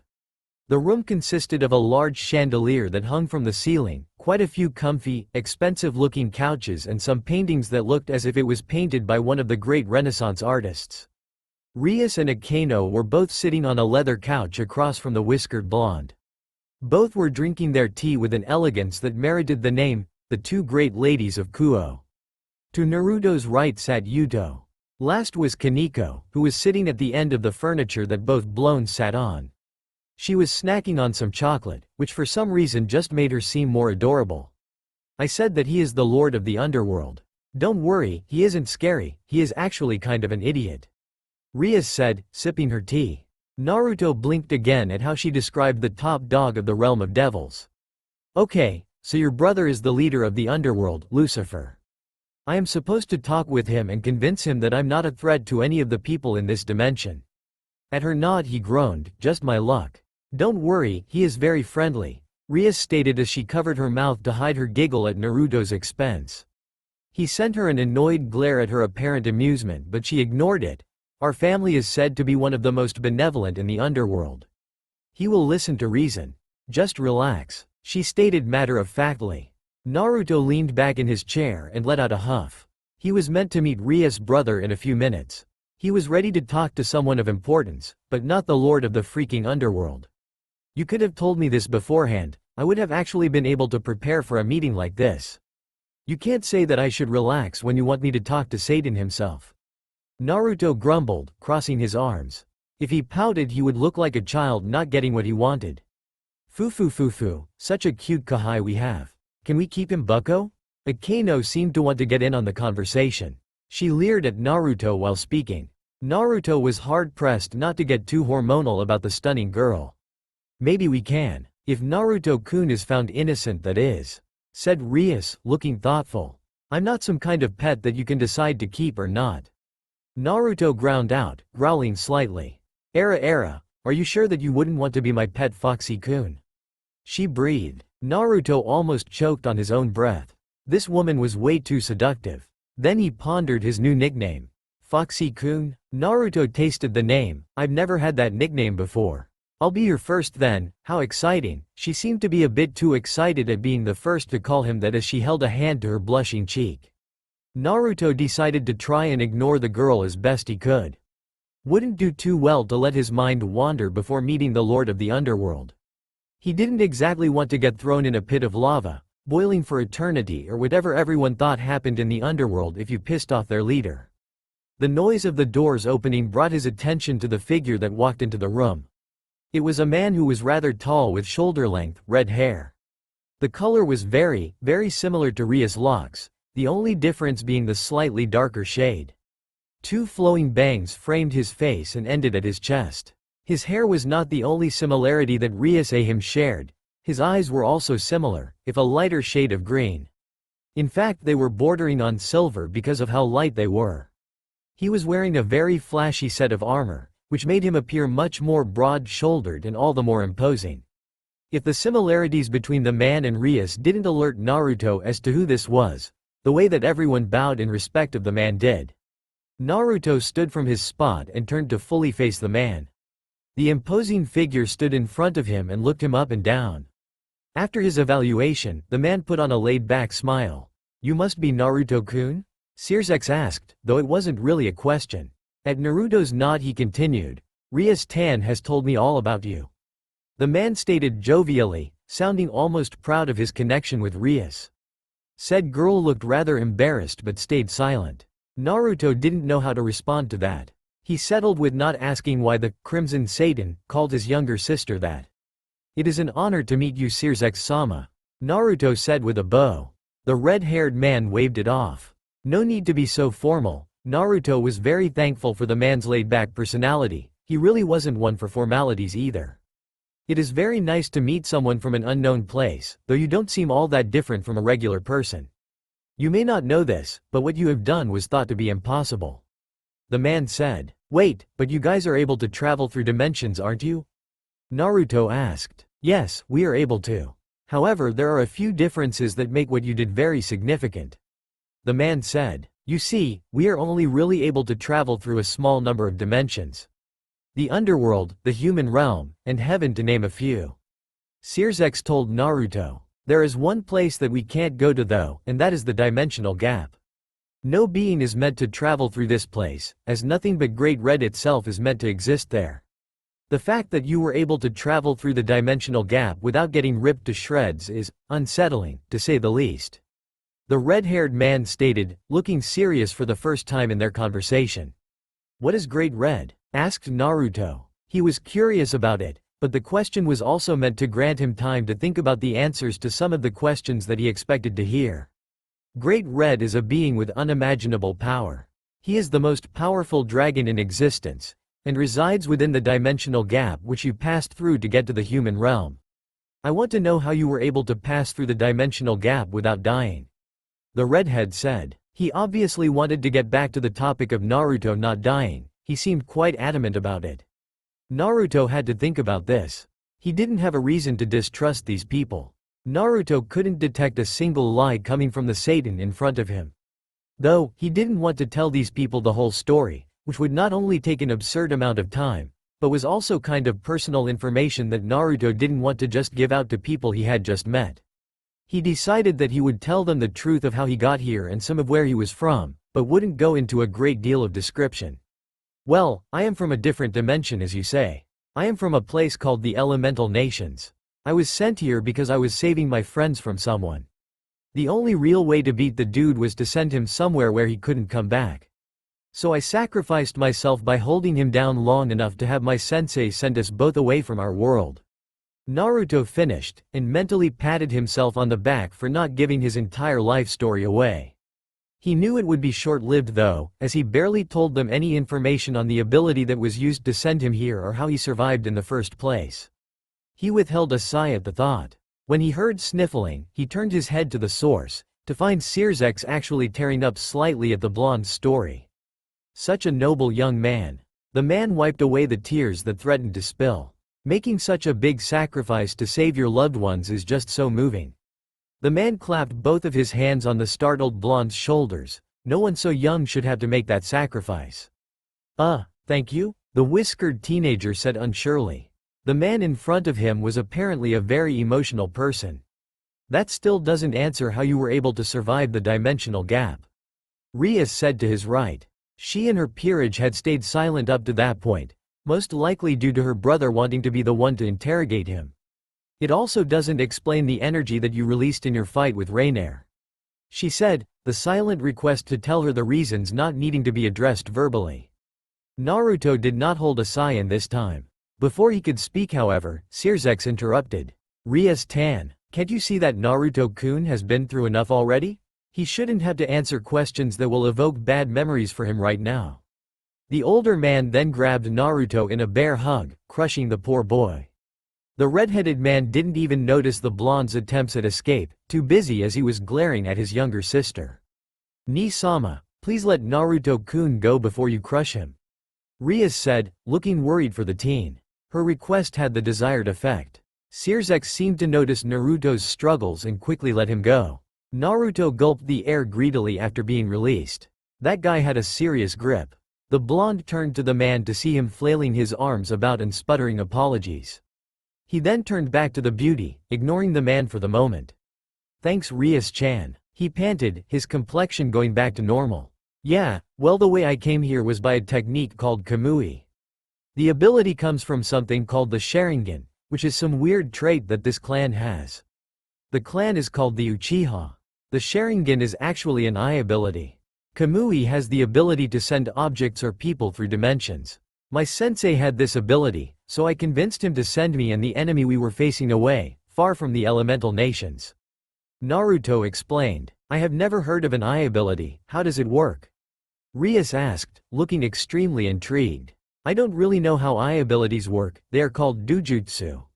Rias looked disappointed that she could not find out the information she wanted. She had always been one for learning all she could about a certain subject. The Sharingan is one of the 3 main dujutsu, said to be the second most powerful of all dujutsu. Naruto finished his explanation. He didn't want to go into all the applications and abilities of the Sharingan, the Byakugan and the Rinnegan, so he held his tongue about them. That still doesn't explain how you were able to travel into the human world. Even if the ability that you speak of is able to transport objects through dimensions, you still had to come through the dimensional gap to get there. There is no way that you were able to come out of the gap unscathed. Rias deduced. Naruto didn't want to inform everyone in the room about his current weakness, i.e. the low chakra reserves, but he probably couldn't get the conversation over with without at least touching on the subject. I didn't come out of it unscathed. When I entered the human world, I was weakened. My current level of ability isn't up to par with what I had before I got here. Naruto informed. What do you mean by level of ability? Kiba asked. I was getting to that. Naruto grumbled, I am not a regular human. Where I come from, it isn't uncommon to exhibit unnatural abilities. Understatement of the year. There were so many ninjas in the elemental nations that it was the majority of the population. At least, it seemed like it. What kind of abilities? Rias asked. Way too many questions, Naruto thought to himself. It seemed that they weren't going to let up on the questioning either. It wouldn't be detrimental if they knew of some of the powers that Naruto possessed, not if they didn't know his abilities specifically anyway. My world is basically a world of ninja. Naruto told everyone in the room. At everyone's deadpan, he decided to continue, I'm one of these ninjas. I'm not that great at the theory stuff, but I'll try to describe some theory to you anyways. The ninjas in my world have control over the elements and some other abilities. We control these powers by converting this stuff called chakra into energy that we can use to control water, fire, earth, wind, or lightning. Or something like that. Naruto finished, scratching his head sheepishly at his poor explanation. Your kind is able to control chakra? Akeno asked. None of the playfulness that was in her tone before was present. The group looked over to Kaneko, who looked slightly wary of Naruto. Naruto noticed her wariness but didn't comment. Yeah, again, not good at the theory stuff. So don't expect a grand explanation about how all that stuff works. Naruto said. He turned to see Sirzechs, who was studying him with a critical eye. It was plain to see he was thinking. And the demonic energy? Where did that come from? Naruto almost grimaced at Rias' questions. The blonde didn't know what these people would do with Kurama if they found out about him. The fox was crazy powerful. So they would probably see how they could use him to their advantage. Not exactly everyone in the room specifically, but the general devil population. The Gremory family really did seem as benevolent as Rias said, judging from the two that he had met anyway, but he doubted every devil was like that. A portion of my chakra is demonic in nature. It wasn't exactly a lie, his statement did hold some truth in it. The fox's chakra kind of was Naruto's chakra in a way. When I whipped that chakra out, I didn't realize that my body would have such a negative reaction in my weakened state. Hence the reason I collapsed after beating the fallen angel chick. Naruto replied easily. I survived the trip here for a number of reasons, but the main one is my healing factor. The demonic chakra that I have inside my body gives me a huge boost in healing speed. He wouldn't explain all of the reasons. In the words of a wise, lazy genius, it was too troublesome. When Rias opened her mouth, Sirzechs put his hand up to silence his sister. She closed her mouth dutifully, seeing the serious look he had on his face. Naruto saw that Sirzechs was skeptical about believing Naruto fully. No doubt he noticed the few gaps that Naruto left in his explanation. Sirzechs' face then expectantly broke out into a smile. I've got all the information I need for now. Naruto, Sirzechs addressed the blonde, I don't think that you are a threat. That is just my belief though. As one of the leaders of the underworld I have to discuss things further with the other Satans. For now you will be under the supervision of Rias Tan. The man said enthusiastically, like it was amazing that Naruto was going to be watched constantly. Damn, you serious? Naruto grimaced. He thought he could get off scot-free if he explained the situation to the leader, apparently not. He really should have thought ahead, as if they would just let him go without thinking about the possible uses he could bring. No doubt, in the mind of the higher-ups and leaders he would prove to be useful with the knowledge about another dimension on his mind. At least he wasn't going to be tortured or something for information if he played his cards right. That would be unpleasant to say the least. Totally serious. Isn't that just great? The red-headed man lifted his arms up ecstatically, seemingly not noticing the grimace that Naruto had. Or maybe he's just a huge sadist, Naruto thought. Right now, you are the unofficial member of Rias Peerage. His statement caused Naruto to shudder. Why did he get the feeling that things were going to change from here on out? Naruto sat on the seat at the park he had been transported to. He really liked this place for some strange reason. Maybe it was because this park held such significance. He might be the only one who had traveled through dimensions like this and survived, and this park was where his new life started. It had been a few days since his meeting with Lucifer himself, and again, nothing had really changed. Well, no, a lot had changed actually. His school life was the exact same though. He thought that school would suck a bit more than usual, thinking that he was going to be followed around all day. But really, it was no different. Other than the knowledge that he was now under their scope indefinitely. He had constantly been checking if anyone of Rias' peerage, his peerage, had been following him at any time, but he couldn't detect any of them. He did have very minor sensor capabilities because of his Uzumaki lineage, so he didn't really see any of them getting past his notice. Even if he didn't have crazy good sensor abilities like, say, Karen, he would still be able to sense anyone in a certain range if they didn't hide their chakra signatures. He very much doubted that they were capable of doing that, seeing as they didn't even know that one could have control over the elements with chakra, which was quite basic really, even though he only learnt that when he got back from his training trip. Seriously, couldn't his senseis at least try to teach him? Iruka might have said something about the whole element manipulation in one of his lectures, but those lectures were just so damn boring. It seemed that the peerage had some trust in him, which was okay, he guessed. He didn't take to being watched constantly nicely. It was also convenient that he wasn't under constant surveillance. It was that much easier to train. Even though his school life hadn't necessarily had any big changes, outside of school was completely different. He was now treated as a member of Rias' peerage. He didn't see himself as being a servant of Rias, but he didn't complain when she had gotten him to do jobs for her. He was kind of bored outside of school. There was a plethora of things that he could do outside of school, sure, but he liked being useful. The jobs that she got him to do were different from what he was expecting. He didn't think that devils would complete a task for a human who had a desire, so that they would sign a contract to the devil that had completed said task.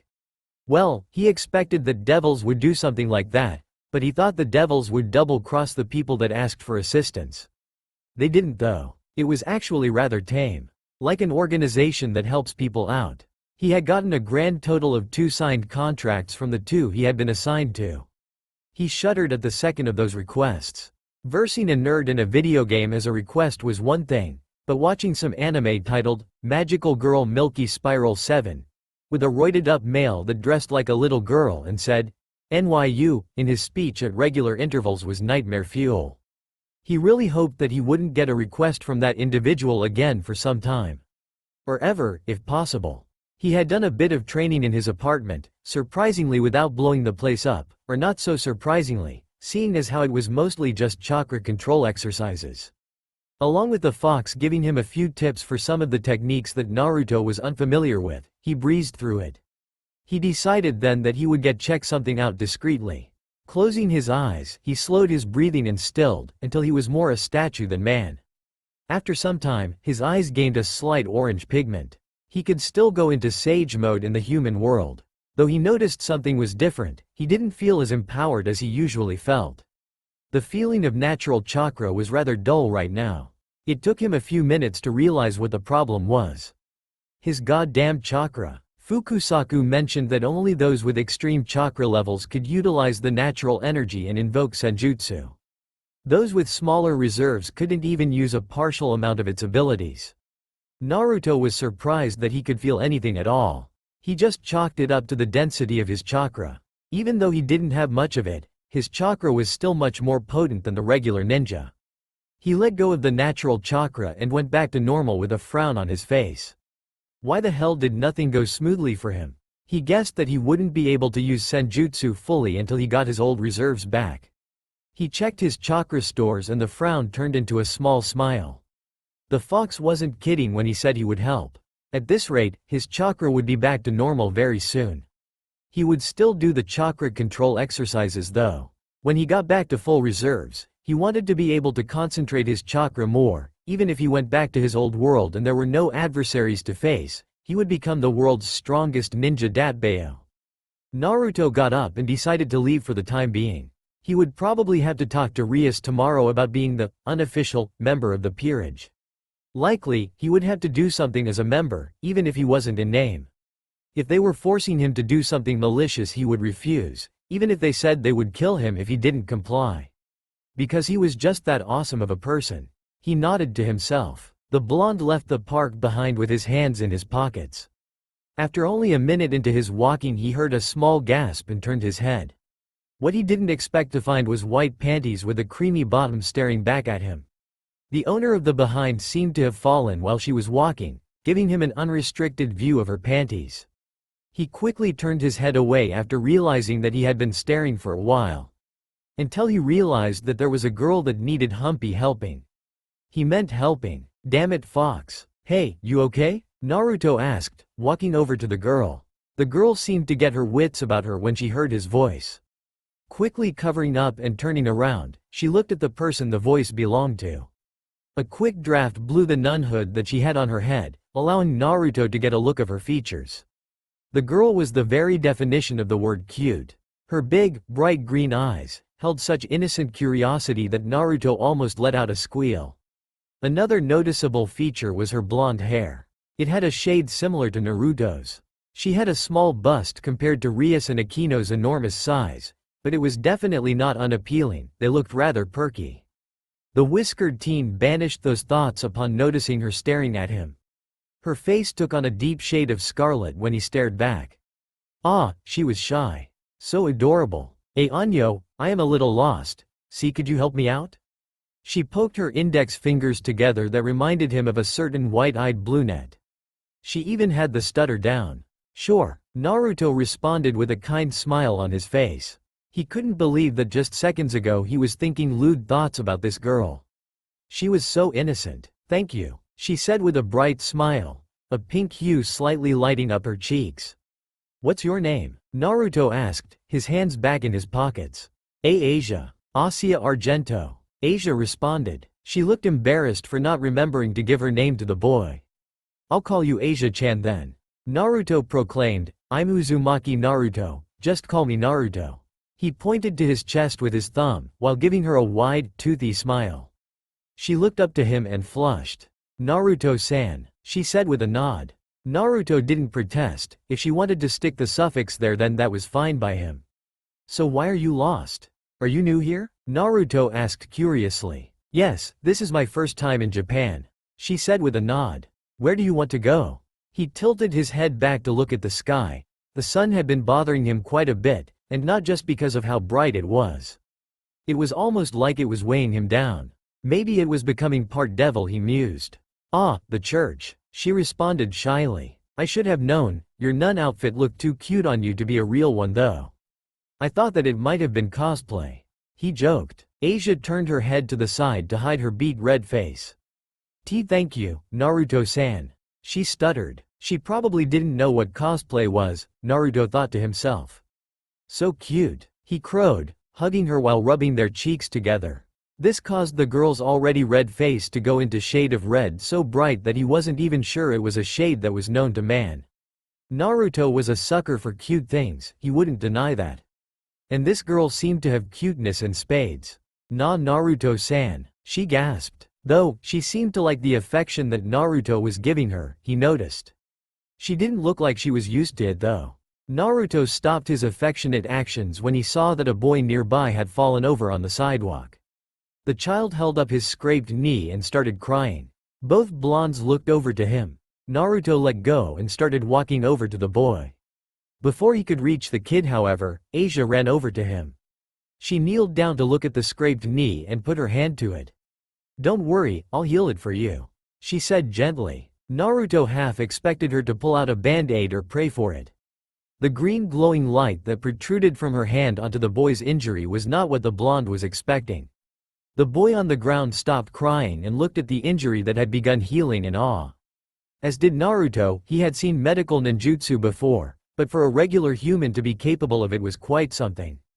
The injury healed within seconds. Thanks Oni-san, the boy said to her, before running back to his friends that were looking over at him. You know, Naruto begun, I don't think it is all that normal to be able to heal injuries like that just by placing your hand over it.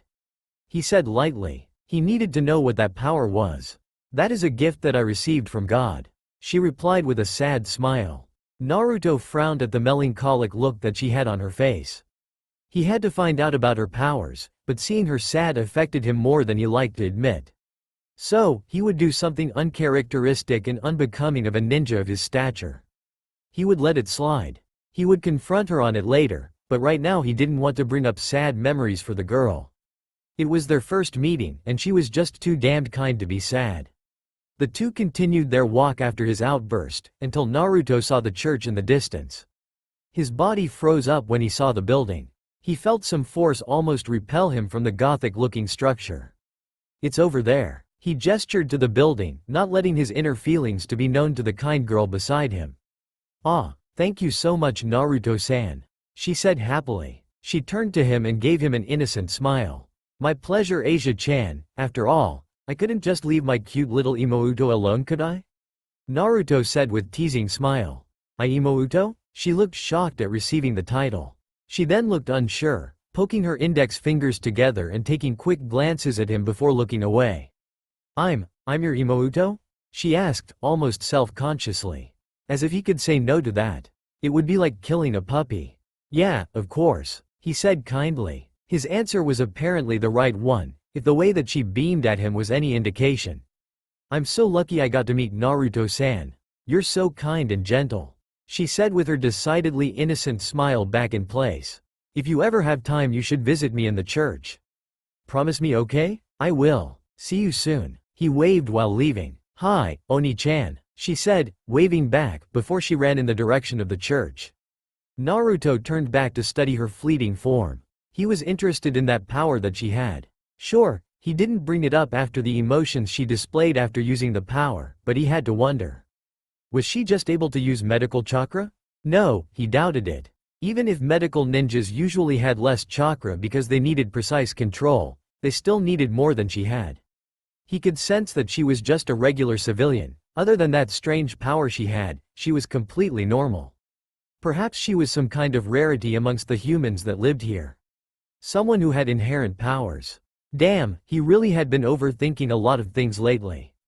Maybe he should take a page out of Shikamaru's book and laze around a little bit. He shook off the thought. He had to go see Rias and ask her what was up with his reaction at seeing the church. There was no way that he would have such a reaction normally. He walked to where he believed the school was. You are not to see that girl again. Those were the words that Naruto heard after explaining who he had met. His eyes narrowed at the command. The two were in the occult research club room alone. The rest had gone home, leaving Rias and him. And why would that be? He asked the beautiful woman that was looking at him with a serious gaze, and if Naruto was correct, a hint of concern.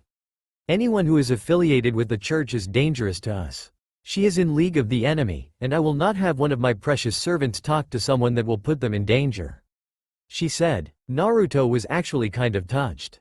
He wasn't expecting her to be so protective of him. Yeah, he didn't hate her, but he never saw them as being close, considering she's his proverbial jailer. Still, he wasn't going to take no for an answer. Rias, I can't just not talk to her again for your own prejudiced conceptions.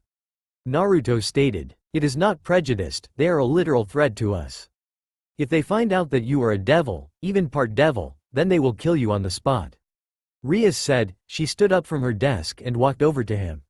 When she reached him, she stroked her fingers lightly on his cheek. Against his will, he leaned into it. The soft digits felt pleasant on his skin. I will not forgive them if they hurt my cute servant. Rias said gently. Naruto let out a slight purr. Then his eyes snapped open. He looked worriedly at Rias, who was trying to hide her giggles. You heard that, didn't you? He asked, even though he knew the answer. Maybe, she said teasingly. She had a glint in her eyes, one that spelled trouble for Naruto in the future. Again, he cursed the fox. He was trying to be domineering in this situation, but here he was, purring at the touch of her hand on his whisker like birthmarks. It seemed that some of the characteristics Naruto gained included his whiskers being sensitive. He sighed. He looked back into her eyes. I will not go back on my promise to talk with her again. But I do realize that the church is dangerous for me right now. I won't visit her, but if I see her in town at all, then I won't snub her. She is my friend, and I can't see her as being a threat to anyone. He smiled. Believe me, I am an excellent judge of character. Maybe he wasn't. He did have a revenge-obsessed emo for a best friend, and he did fully believe that Kabuto was a nice dude at the Chunin exams. Although, he couldn't be faulted for that. After all, that dude was a crazy good actor, plus everyone got fooled by that guy. Even though he was a sick bastard, he was a damn good spy. I can't say that I agree with what you just said, but I know that I won't be able to change your decision. She said depressingly. Then she put on a smile. I guess that's just who you are. Naruto blinked at the almost wistful tone of her voice. Thanks, Naruto responded. Be careful, Naruto, she said. He was about to say something back when a pentagram appeared on the floor. The red light illuminated the room, alerting the two occupants that someone was summoning them. Please do that request. After you are done, come back to the room. I wish to talk to you more, Rias said with her hypnotic voice. Yeah, okay, the blonde shinobi said, shrugging. He walked over to the magical circle and teleported away. Naruto's nostrils were permeated with a familiar smell. Blood. His mind went into full alert. He quickly looked to the floorboards and the wall to find them covered in blood. He followed the trail of blood to the door in front of him was half opened, the only source of light in the room on the other side of the door. He took slow, quiet steps while crouching low on the ground. He peered his head out of the door to find a silver-haired male sitting on one of the couches in the apartment. Naruto could only see his back, but the air of nonchalance was around him. Naruto scanned the area. The blood led to the right side of the room. He looked over to find a corpse of a man that was crucified on the wall. He looked back towards the man who had likely caused this murder. The blonde could kill the man swiftly as he wanted to, but he had to find out what the man wanted and what he gained from killing the man that was now just a gruesome display on the wall. The whiskered ninja walked silently to the guy on the couch, his steps making no sound at all. He flashed out his kunai, while going over to the most likely soon-to-be dead man. Without warning, Naruto put the kunai to his throat. "If you do not listen to my demands, then I will slit your throat." Naruto whispered coldly into the now surprised man's ear. The surprise didn't last, however, as a deranged smile threatened to split the man's face. "Little devil is making demands," the man said in some twisted amusement. Naruto narrowed his eyes. This guy was obviously not all there. That would make his interrogation that much more difficult. The man also knew that Naruto was a devil. "Yes, and little devil doesn't want to have to cut off one of your little fingers, so answer my questions." The first step to interrogation was to be an immovable object. If the individual in questioning tries to taunt you, you throw it back at them while threatening them at the same time. "Oh, and he has a brain on him too, that's fucking hilarious," the man exclaimed with a laugh. "Okay, so maybe this guy would be a little bit harder to crack than a regular person, probably due to his sanity or lack thereof. Time for some reinforcement." Grabbing the guy's hair, the blonde pulled his head back and so the man could see the icy look of Naruto's eyes. The blonde let out a deep growl, sending killing intent to the man, making him receive the brunt of it due to the close proximity and concentration that Naruto was sending out at him. "What is your name?" Naruto applied more pressure on the blade so that it was dangerously close to spilling the man's blood. "Fried Selzen, nice to meet you, shitty devil." The man introduced himself, letting his tongue flop out of his grinning mouth. Despite the killing intent that Naruto was sending to the man, he seemed totally unaffected. "Nice to see you complying. Now, for what purpose did you kill this?" His question was cut short by a gasp to his left. He turned his head to find dazzling green eyes staring at him in shock. Naruto-san? Wait, Asia-chan? What are you? Again his sentence was interrupted by the sound of a blade coming out of its sheath. Naruto was just able to jump back from the blade before it impaled his face. He landed next to the wall, next to the dead body that was hanging limply.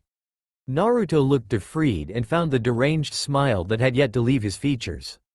His red eyes glowed ominously in the dark room. The white-haired man sported a large black trench coat with golden trimmings over an exorcist uniform. He also had a golden necklace in the shape of a cross. His insane eyes looked over to the blonde girl, then back to Naruto. Then his already large grin widened even more. "Oh, so you know this shitty devil Asia-chan?" the man said. "Fried-san, what is that man doing on the wall?" Her eyes were wide and beginning to tear up at the sight of a man killed in such a way. "I almost forgot, you're new here, aren't you, Asia-chan?" The man didn't keep his eyes off of Naruto as he pulled out a gun and let his sword drop into a ready stance. Naruto eyed the weapons for a moment. The sword did not look normal. It was glowing brightly, likewise, the gun didn't feel normal either. These were probably the light weapons that Rias mentioned before. Even if the guy in front of him was a regular human, he was a threat. "Our duty is to kill shitty devils and the shitty followers of those shitty devils." The man lacked a decent vocabulary for cuss words, it seemed. "Naruto-san, are you a devil?"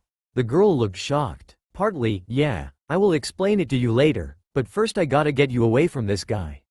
His eyes turned to the girl but his attention was mostly on Fried. "Wait in the bedroom, I will come get you after I'm done with him," he said with a reassuring smile. Even though his face was turned to Fried, it seemed to quell the girl's fears. She nodded and ran out the door. Naruto focused his eyes back on the crazy man that was in front of him. The smile completely gone, leaving an icy look of disdain. "You dragged Asia-chan into this," Naruto hissed. "Yeah, the bitch is useful for a couple of things. I haven't pounded that virgin soil yet, but I would have if you had have taken any longer," Fried said with a leer. The exorcist lifted his gun and pointed it at Naruto. Naruto, for his part, increased the output of killing intent until even Fried realized that what he said might have been a bit too much. The anger that Naruto was feeling was almost palpable, rolling off his person like waves. His eyes bled into violent red. He abstained from using too much of Kyuubi's chakra, but it was becoming increasingly difficult to not go into a fit of absolute rage. His fangs elongated to the point where they were poking out from his lips, resting on the bottom lip. His eyes also darkened as he felt what little of his self-control that he had left rapidly diminish as he looked at the grin that hadn't left the bastard's face. Fried let out a maniacal laugh as he pulled the trigger of the gun that was aimed at Naruto. Before the bullet left the barrel, Naruto threw the kunai at an inhuman speed. The blade hit the hand that held the gun, blood flying from the gash. Not expecting the pain to erupt from his hand, Fried dropped the gun and yelped. The time was all that Naruto needed. Naruto's form blurred as he ran at Fried, closing the distance between them in less than a second. Naruto grabbed the blade's hilt. He kicked Fried in the stomach while pulling on the hilt from Fried's hand, sending him to the other side of the room. The deranged priest hit the wall, almost breaking through the side. Naruto took a moment to eye the weapon in his hand. The light of the sword was burning his skin slightly due to the close proximity. He paid it no mind though, he could deal with the pain. Naruto looked back at the silver-haired man and was surprised to see that the man was running back towards the blonde. Naruto couldn't just kill the man, even if the guy was a total psycho. He still needed info from the guy, which was the reason Naruto didn't end his life with the kunai seconds prior. He would maim the opponent if need be, but he wouldn't murder the man, yet. Naruto horizontally swung the light sword, aiming for the man's chest. The exorcist surprised him yet again. For a human, Fried was very fast. The man rolled under the swing and appeared behind Naruto still crouching. Naruto turned his body towards him, set on delivering another slice, until he saw the barrel of a gun that was aimed at his face.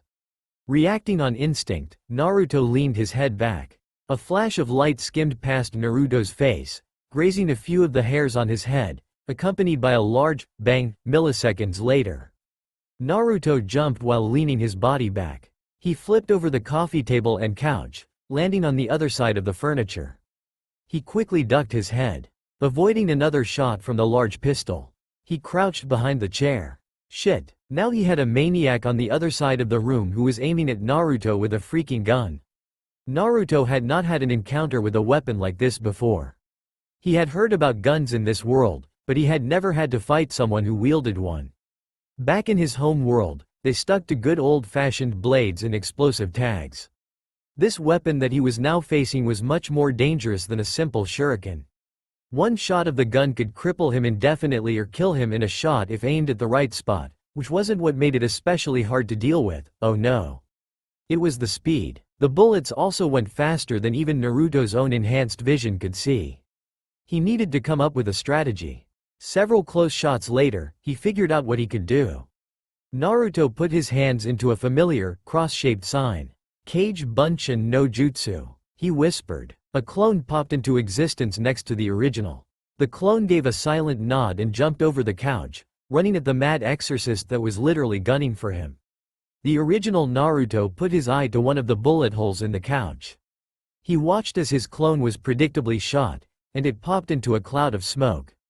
Naruto ignored the phantom pain that he felt from gaining the clone's memories. He launched himself to Fried's position. Fried's eyes widened in surprise. He looked at the cloud of smoke with disbelief. That was when Naruto shot through the smoke. Fried, in his surprise, couldn't react in time for the punch that was sent to his face. Naruto heard a satisfying crunch upon contact. The sound was probably the broken nose that Fried now sported. The exorcist was sent rocketing through the room, hitting almost all of the furniture. His body came to a stop after sliding on the hardwood floor for a couple of seconds. This time, Naruto did not wait to see if he would get back up.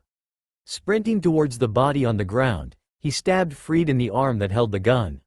The priest proved that his pain tolerance was insane for just a regular person by not showing his pain except the grinding of his teeth and the pronounced wince. He did hear that only special individuals could use light swords to their full potential. Though, Naruto couldn't see this guy as being special in any way other than his sick, twisted mindset. I will fucking kill you. You piece of shit devil.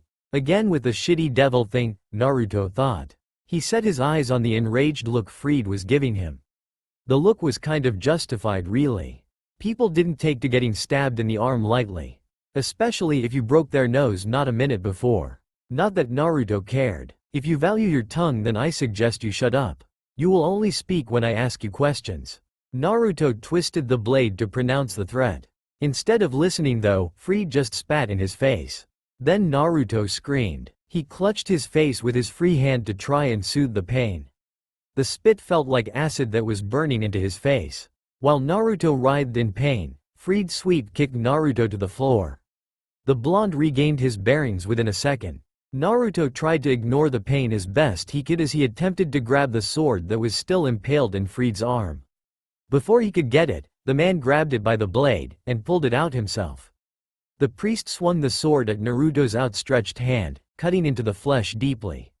Naruto hissed and pulled his hand back. He himself had a very high pain tolerance, but this pain was something else. "How did you like that holy water, you fuck?" Fried yelled, laughing despite his obvious pain. The man got to his feet and looked back at Naruto with a vicious smirk. Naruto's red eyes met with Fried's own red orbs. One pair held only insanity and bloodlust, while the other held a righteous rage.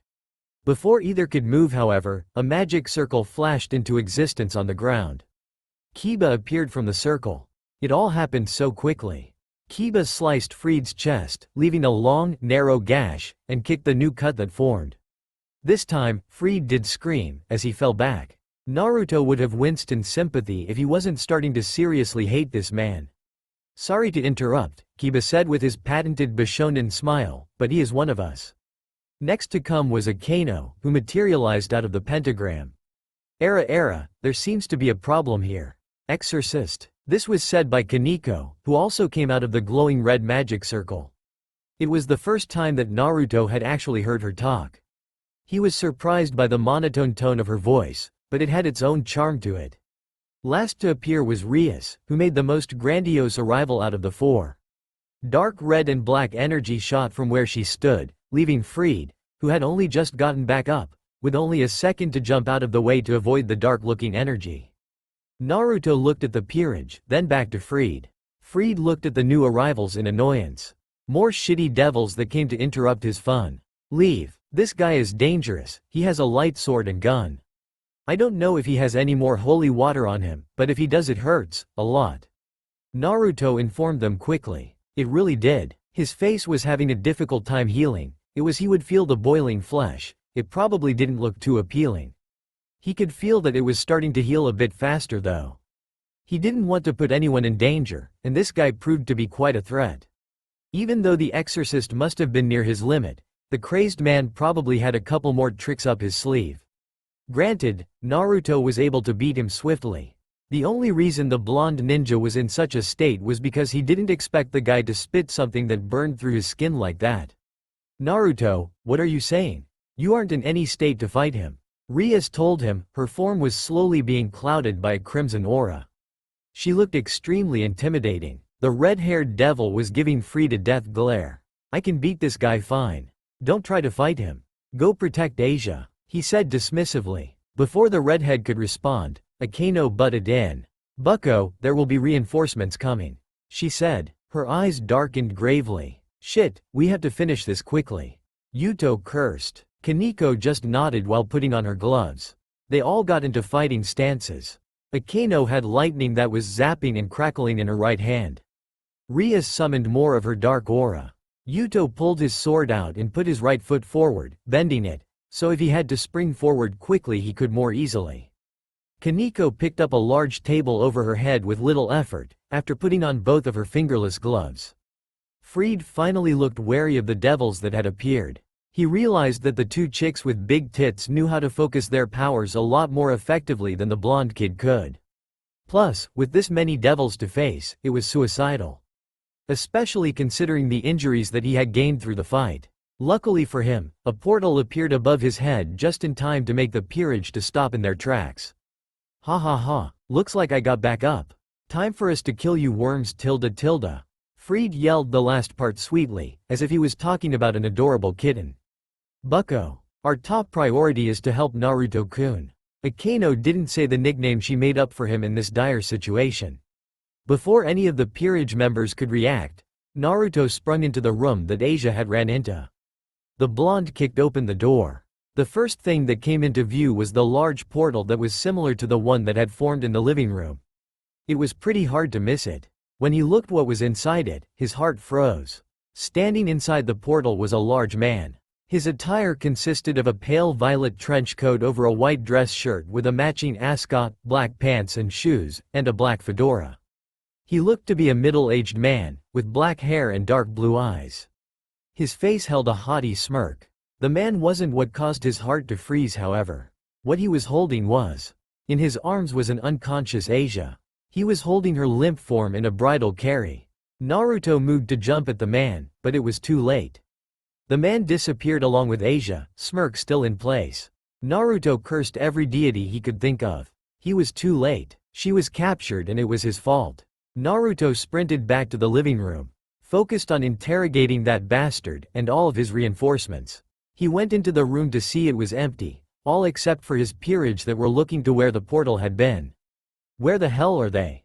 Naruto demanded, causing the occupants to look at him in surprise. He had never raised his voice to them in the time that they had known him. Akeno was the first to recover.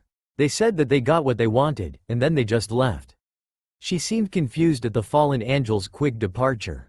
Shit, Naruto cursed under his breath. He should have kept Asia in his sights. "We have to save her," he said, but then fell to his knees hissing in pain. "Naruto!" Rias exclaimed. She kneeled to his position and cupped his chin. Naruto meanwhile, was wondering what the hell was up with his body. Did the light of the sword have such a large effect on him? No, that couldn't be it. The cut did take a while longer than he was expecting it to heal up, but that was to be expected. The light did slow down the healing processes of a devil after all. Even with Kyuubi it would take a little while longer. Was it the holy water? Possibly. The holy water was also in his mouth, so it could have made its way into his insides and affected him. Then he realized. Kyuubi. He groaned. He didn't even try to use the chakra.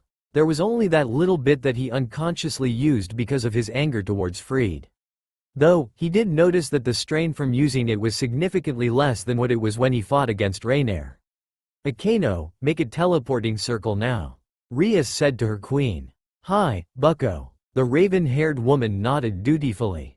He stretched her hands forward and began constructing a magical circle. Naruto looked over to where he had last seen Freed. Screw the information. Naruto was going to kill him. That's all for now. If you enjoy, then please like, share and do comments.